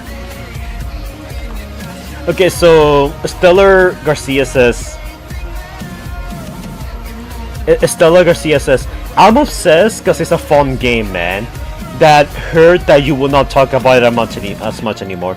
Look, I like Crossfires. I like it a lot. The problem is that since it's not a Transformers game anymore, I don't feel like people are too interested on it.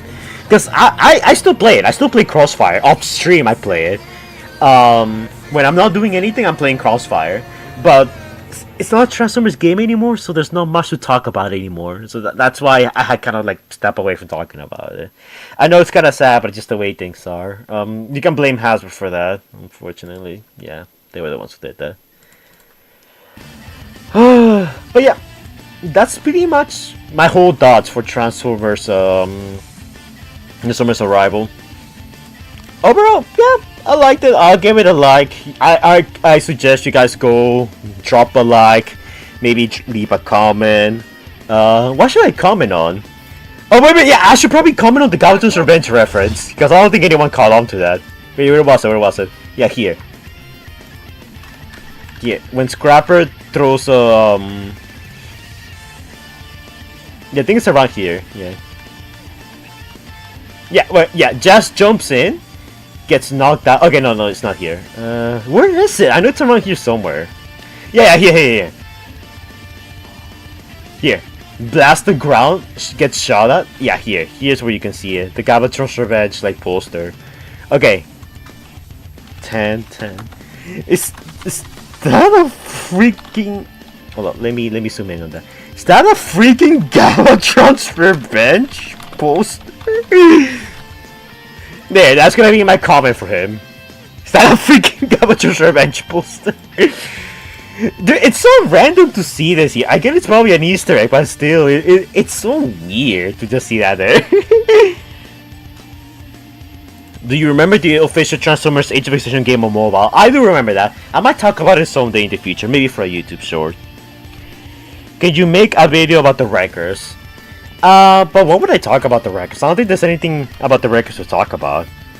I did a video a long time ago talking about all the members of the wreckers. Here. All confirmed members of the wreckers and what happened to them in Transformers 2019. Oh my god, that was 5 years ago!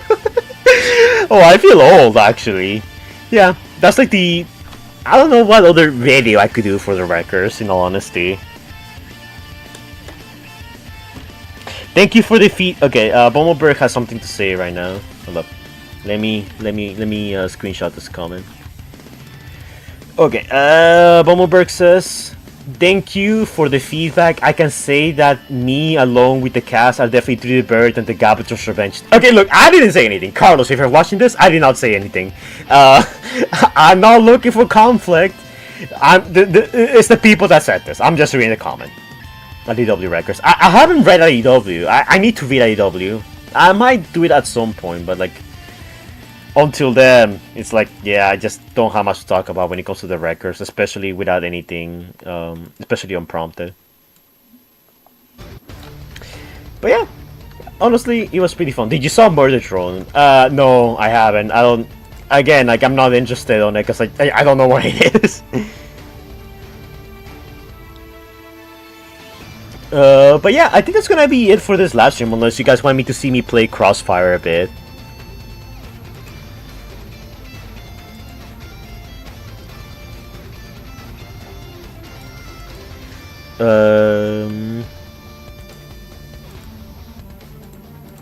Actually, you know what? Let's do that. Let's play some. We'll play some small bit of Crossfire, and then we'll just end the stream.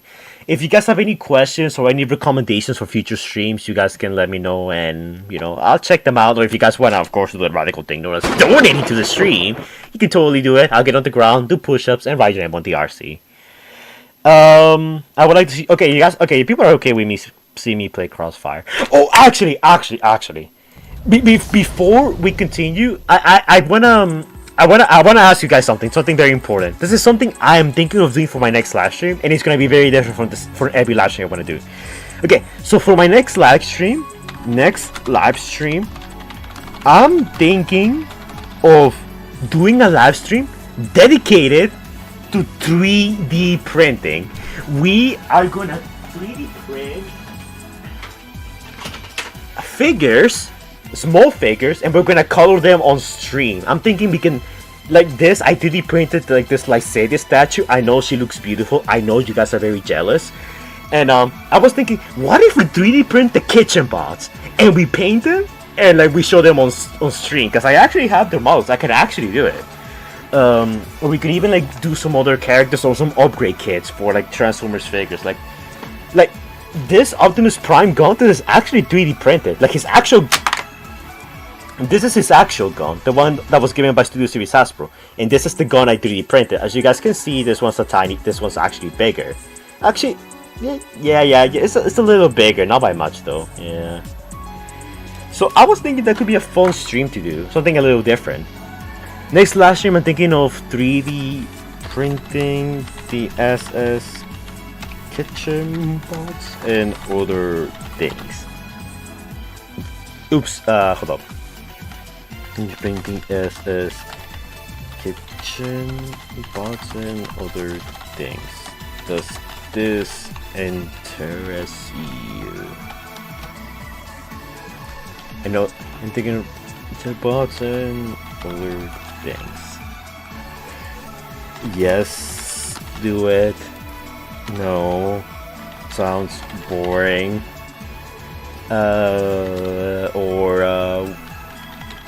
We'll watch either way. Oops, oh god, dude, I'm misspelling so much stuff. Sorry for the delay. Yeah, there we go. Roblox. Okay, so that's what I'm thinking of doing. 3D printing accessories for Transformers to not pay for upgrade kits. Stonks. Yeah, that's what I'm thinking of doing. Cause like, I have paint kits, and I have the 3D printer, so I can print stuff if I want to. So I was thinking it could be fun if we do a stream dedicated to printing some small things and like, you know, coloring them. I could even print some stuff for you guys if that's something that interests you. Like maybe I could even sell some of that stuff.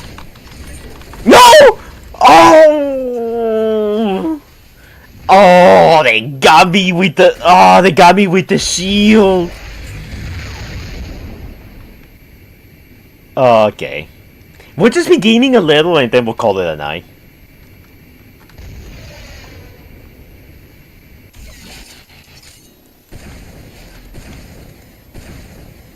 Ah! He left!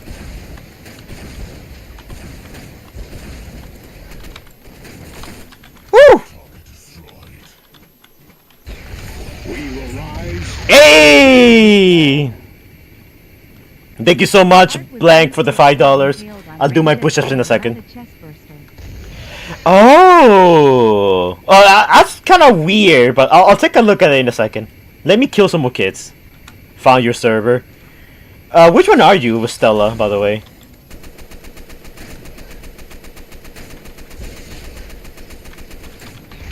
Kill the children!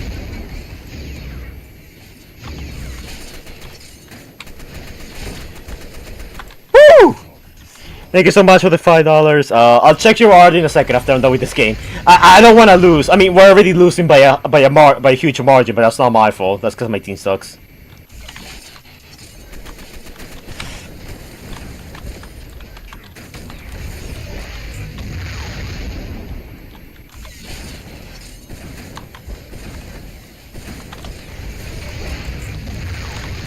No! Oh! It's the 15th anniversary of Prime. I know.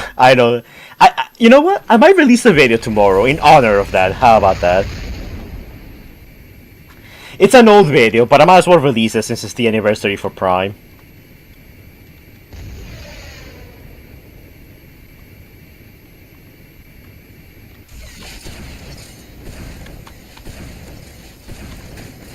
Oh! Got him! No! Hey, fine, not to be rude, but how old are you? You sound like a young man. Oh, why, thank you! I feel young, too. Could you... I'm actually... 60 years old. I'm an old man. You know how it is. Like, I need my medicine and stuff. That's why I ask for donations all the time. No, I'm kidding, by the way. My actual age is just the age. It's just like the final 2 digits of every year. That's how you can always keep up with my name. My age, I mean. But yeah, going back to your drawing, now that you mention it, yeah, now I see it. Now I see blue streaks like head impaled there. It's kind of funny. In a morbid type of way. Domination? I don't know what this does. Okay. Anyways, Blank, you donated $5. Thank you so much, man. I'm gonna stream for a bit longer and then I'm gonna call it a night. Maybe I'll do 2-3 more games. That's it. Like, it depends how like motivated the chat is. Oh, wait. You guys need to see me do push-ups, just so you guys know I am not like pretending to not do push-ups. 1, 2, 3, 4, 5. Oh wait, yeah, 5 push-ups. Yay! Thank you so much, Blank, for the $5. I might release Transformers Prime beta tomorrow. I have one saved. I have one saved for a long while ago, and I think tomorrow might be the perfect time to release it.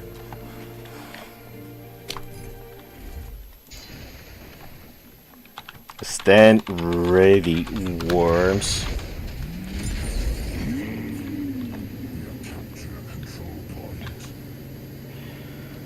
Okay, so this is just Conquest from Transformers War for Cybertron. All right.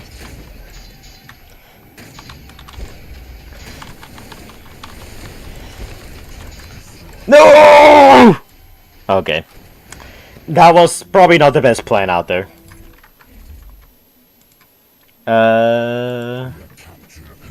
It's a little weird that there's no background music, because there should be.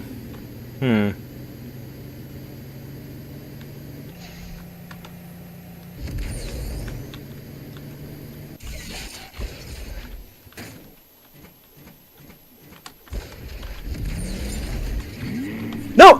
I'm stuck! I'm unstuck! Oh, that was easy.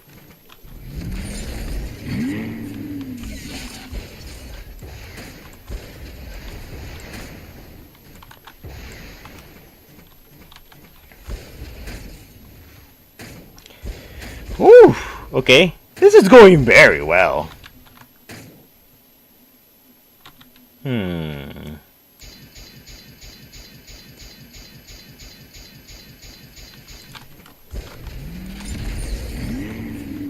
When is the Starscream versus... When is the Star Wars and Star Wars video coming out? I have a bunch of other videos I need to finish first. You can cast it on the Patreon, or if you're a channel member, it's available for channel members. But in the meantime, I don't know. I don't have a video release date for it yet. Like, I'm sorry, I'm trying to like finish everything I have yet to do as fast as I can. But I probably will start uploading some of the content I had saved up for a while now. Tomorrow I will upload Transformers Prime video I've been saving for quite a bit. And then yeah, I guess I'll just go back to work on other stuff. I don't have much to do anymore. It's just like I need to find time to like actually, you know, focus on like all my other like projects and stuff. Like, I know I am so sorry I'm making you guys wait, but I promise it's gonna be worth it once I'm back to like uploading content like more earnestly.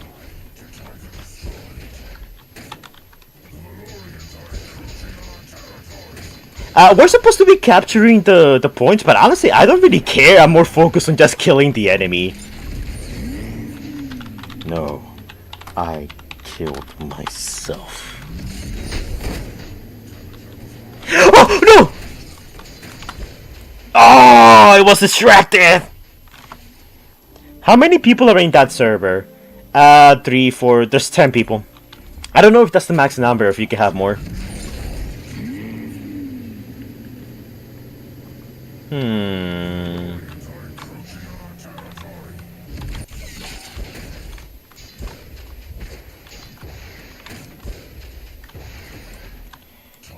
Dude, this gun is broken. Woo! That was easy. Dude, I am so good at this game. You can take my shards, but cannot lock my spark away.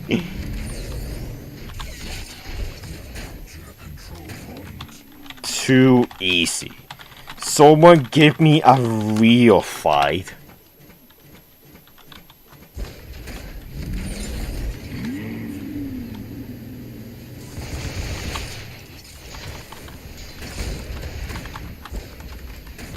No! No! I need this kill! Oh, I killed him!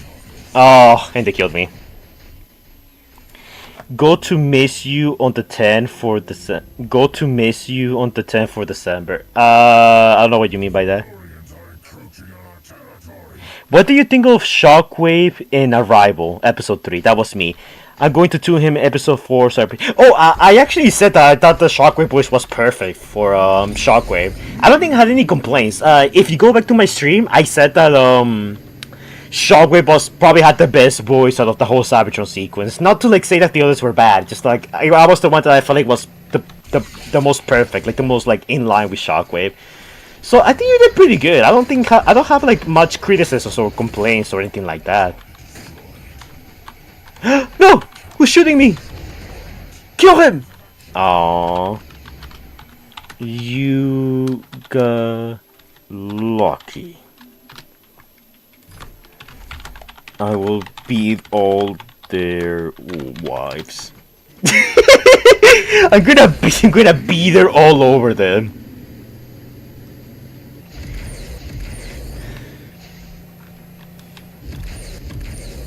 I was the blue sky flare to kill you 2 times. Oh, like you mean the little guy? You mean the one I just killed? Oh my god, die! Oh, damn it. The stream sesk. What do you mean by that, Fadelif? Are you trying to say something? Trying to imply something? It's beating time! I'm gonna beat all of these men, guys. Watch. Someone's gonna grab that clip and use it out of context. It's usually what happens for my streams. I say something completely outlandish and then someone just posted in my Discord server like, hey, yo, Fire said this about RC. No! No, go away, go away, go away. I'm alive! Ha. No! Aww. All people under 16 years old getting banned on the social media apps. Oh, really? Is that a thing? I haven't heard about that. Hey, we won. Too easy. I haven't heard about the G1 is. No, I was answering this question. Ah, okay, I thought you were talking about me. Something up with the music, like it keeps leaving. I don't know why. It's kind of weird. Alright, there we go. I wanna play as not Brawl. Time to beat their wives.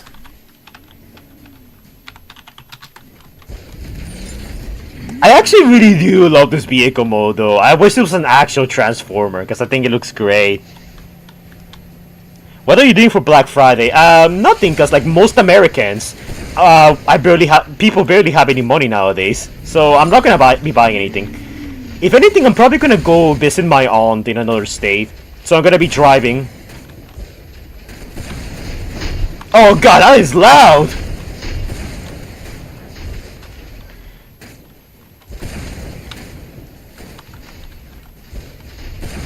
Guys, is that loud for you or is that just me? Jesus! I have my headphones, like for me this is not so loud. The gun I'm using is like so loud.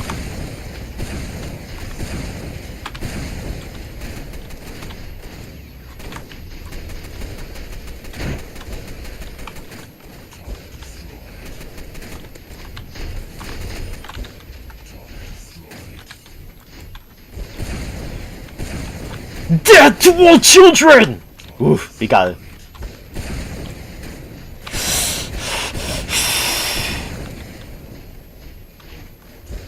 Do you have a favorite wrecker? Transformers Prime Wheeljack. My favorite wrecker.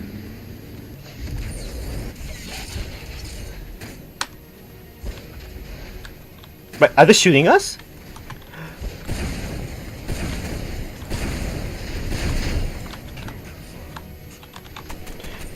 Bro, they just keep on coming and they don't stop coming.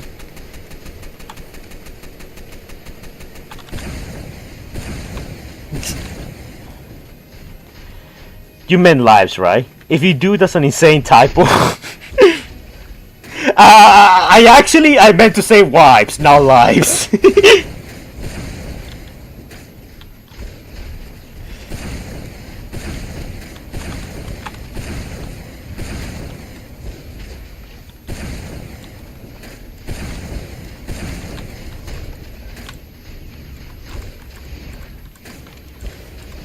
No! No! My guns are not working! Oh! Okay, now it's working. Keep on what? My favorite wrecker is World from IDW. A lot of people like World. I haven't read IDW, but I wanna read it someday. I'll probably do it for a comic stream. Just start reading it.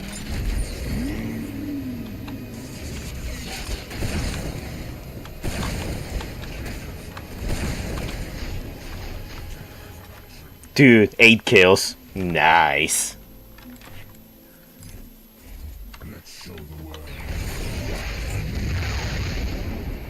Let's go beat these kids.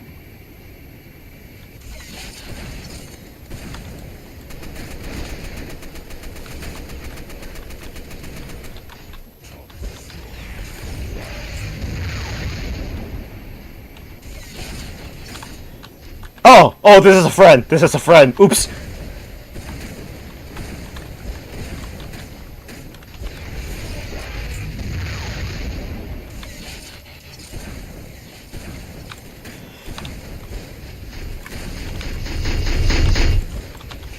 Woo! I got killed. Dude, 11 kills. I am so good.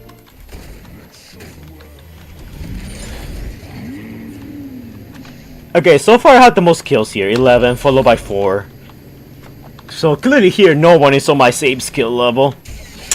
I really need to stop fighting bad players, because it's gonna make me develop bad habits. Oh damn, I wanted to kill that one. Oh well. Okay, I have a shotgun and I have a missile. Oh my god, this shoots fast!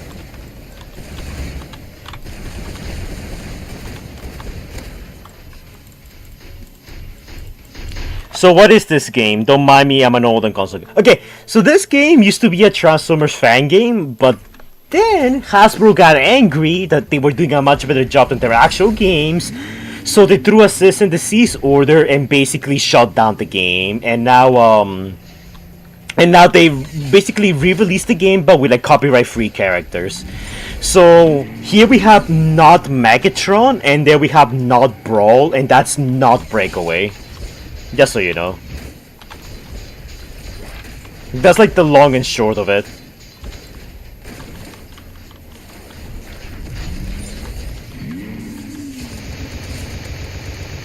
But we do have Stealth Force still, so that's cool.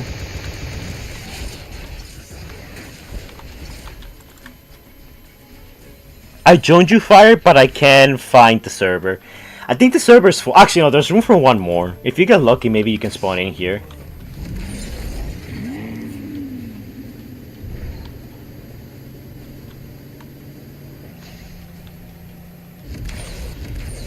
Faye, the reason why they release toys around January is because, you know, kids have Christmas money, and a lot of them just want to buy something they want, so that's why they release, you know, figures around this time of year, and around January. A second place on the board. Oof, yeah, I see Ice Cream Kid. Not for long. I'm about to murderize all the children in the game.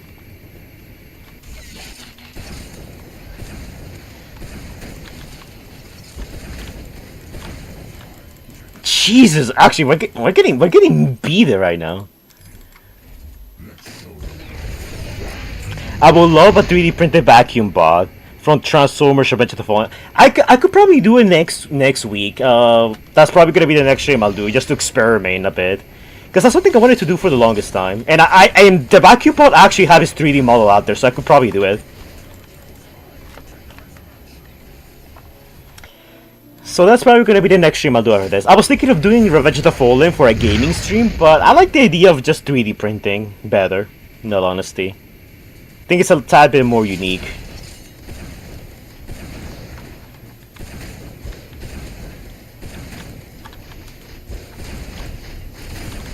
Woo! Eat that, kid!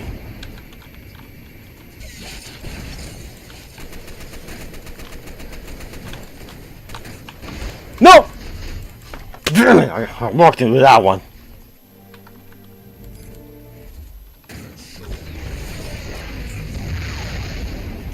Honestly, when it comes to Transformers collecting, I just collect the Transformers I like.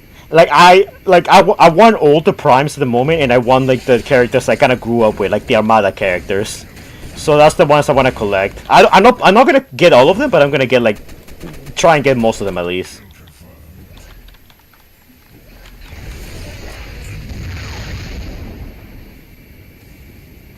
Leave me alone. Leave me. Ah, we won.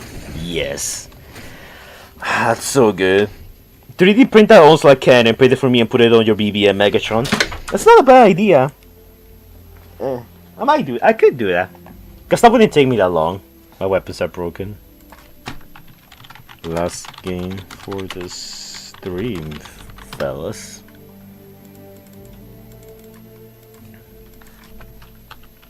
Make me look good. I had to narrow my collecting focus so my wife wouldn't murder me. Oh! It's one of those scenarios. Oh, I get that. But hey, if she doesn't accept you at your best, she doesn't deserve your worst, and she doesn't deserve you at your best, which is toy collecting. Last match. Yeah, last match. And after this, I'll just end the stream. It's been fun, honestly. It was a really fun stream. And I'm glad that you guys are enjoying the streams, because I miss doing them.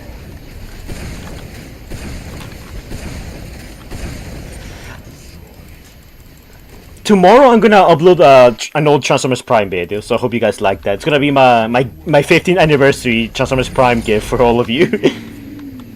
It's a bit of an old video, but I still think you guys will like it.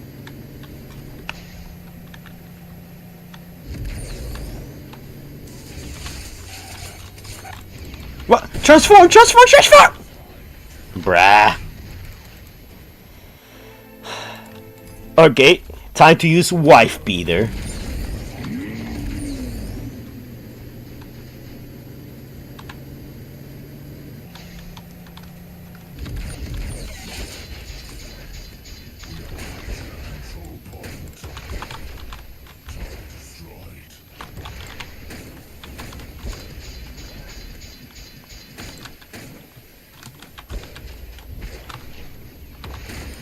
Woo! Eat that, kid! No, load, load, load, load, load.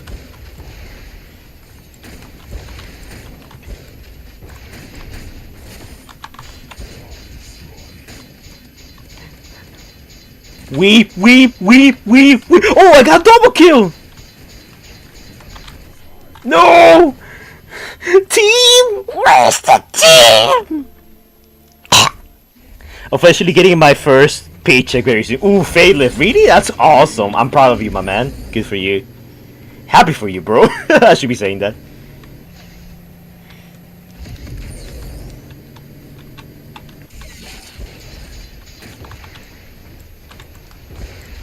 No, that... Ooh. Oh, dude, the tiny ones are so hard to deal with. Run, run, run, run, run! Team. Hello. I mean, yeah, but I don't like using him that much. I just don't do very good with rough cut.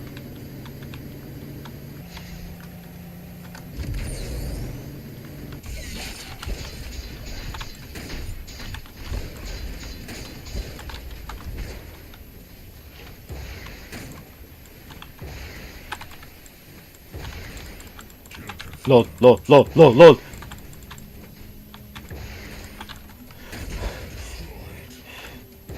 No! Get out of the way! Wherever you are!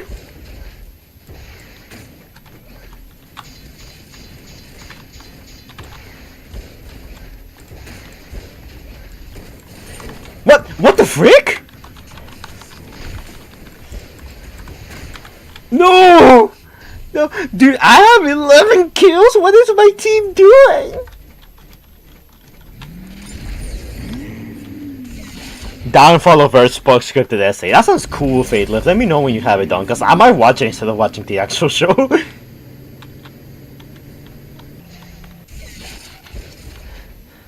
Team.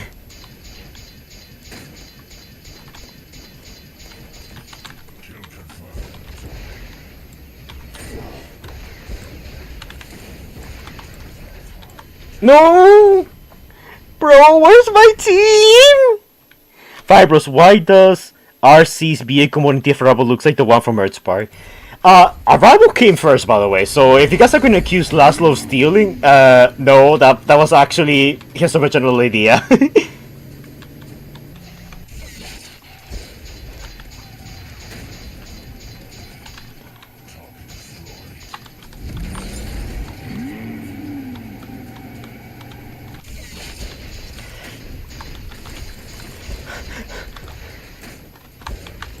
Bro, there's too many of them.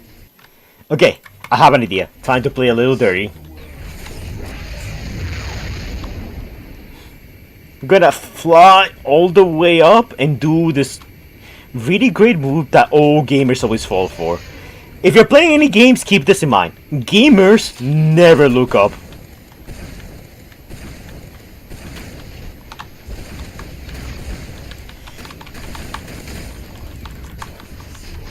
Well, that kinda worked. Yeah, did that ad play just now? That's funny. Come on, guys, we can still turn it around.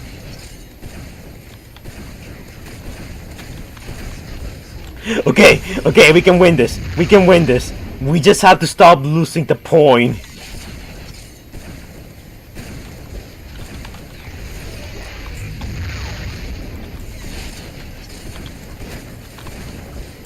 No! This is awful.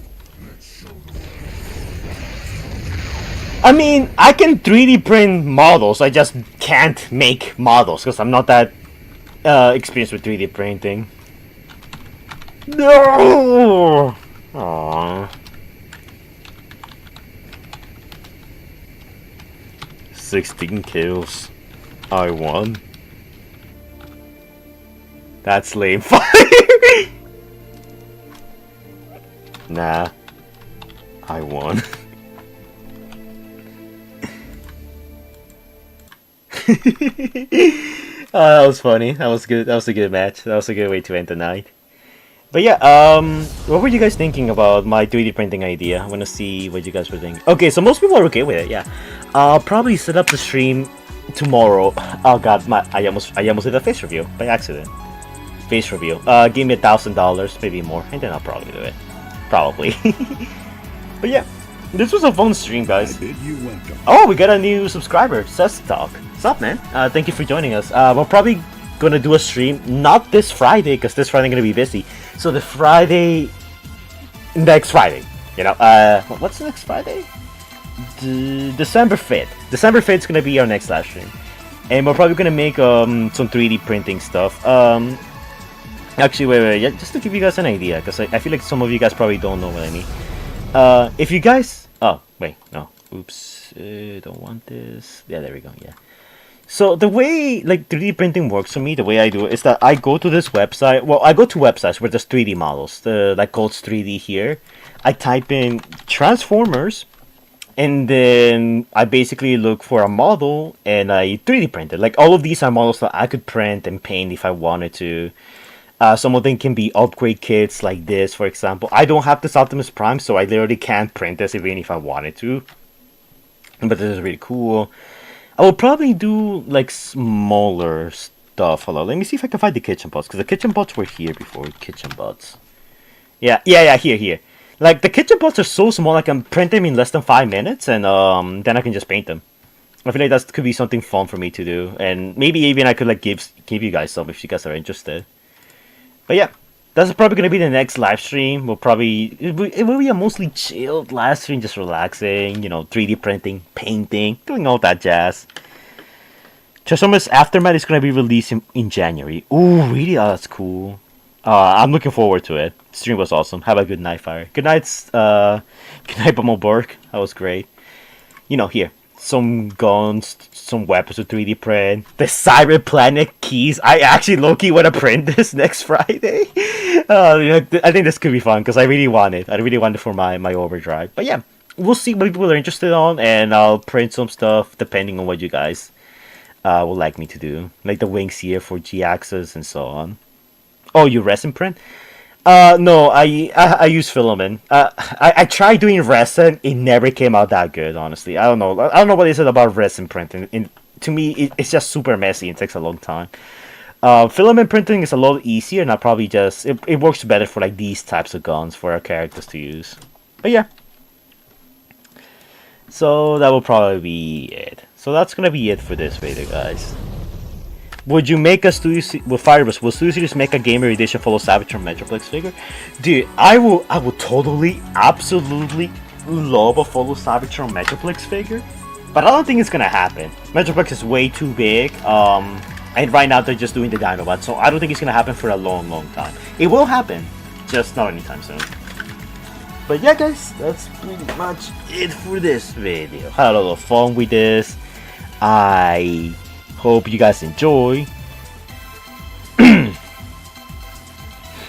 also paint in Plat Plus. I do that too. I use a Hyper Plat, but yeah, it's the same thing, I think.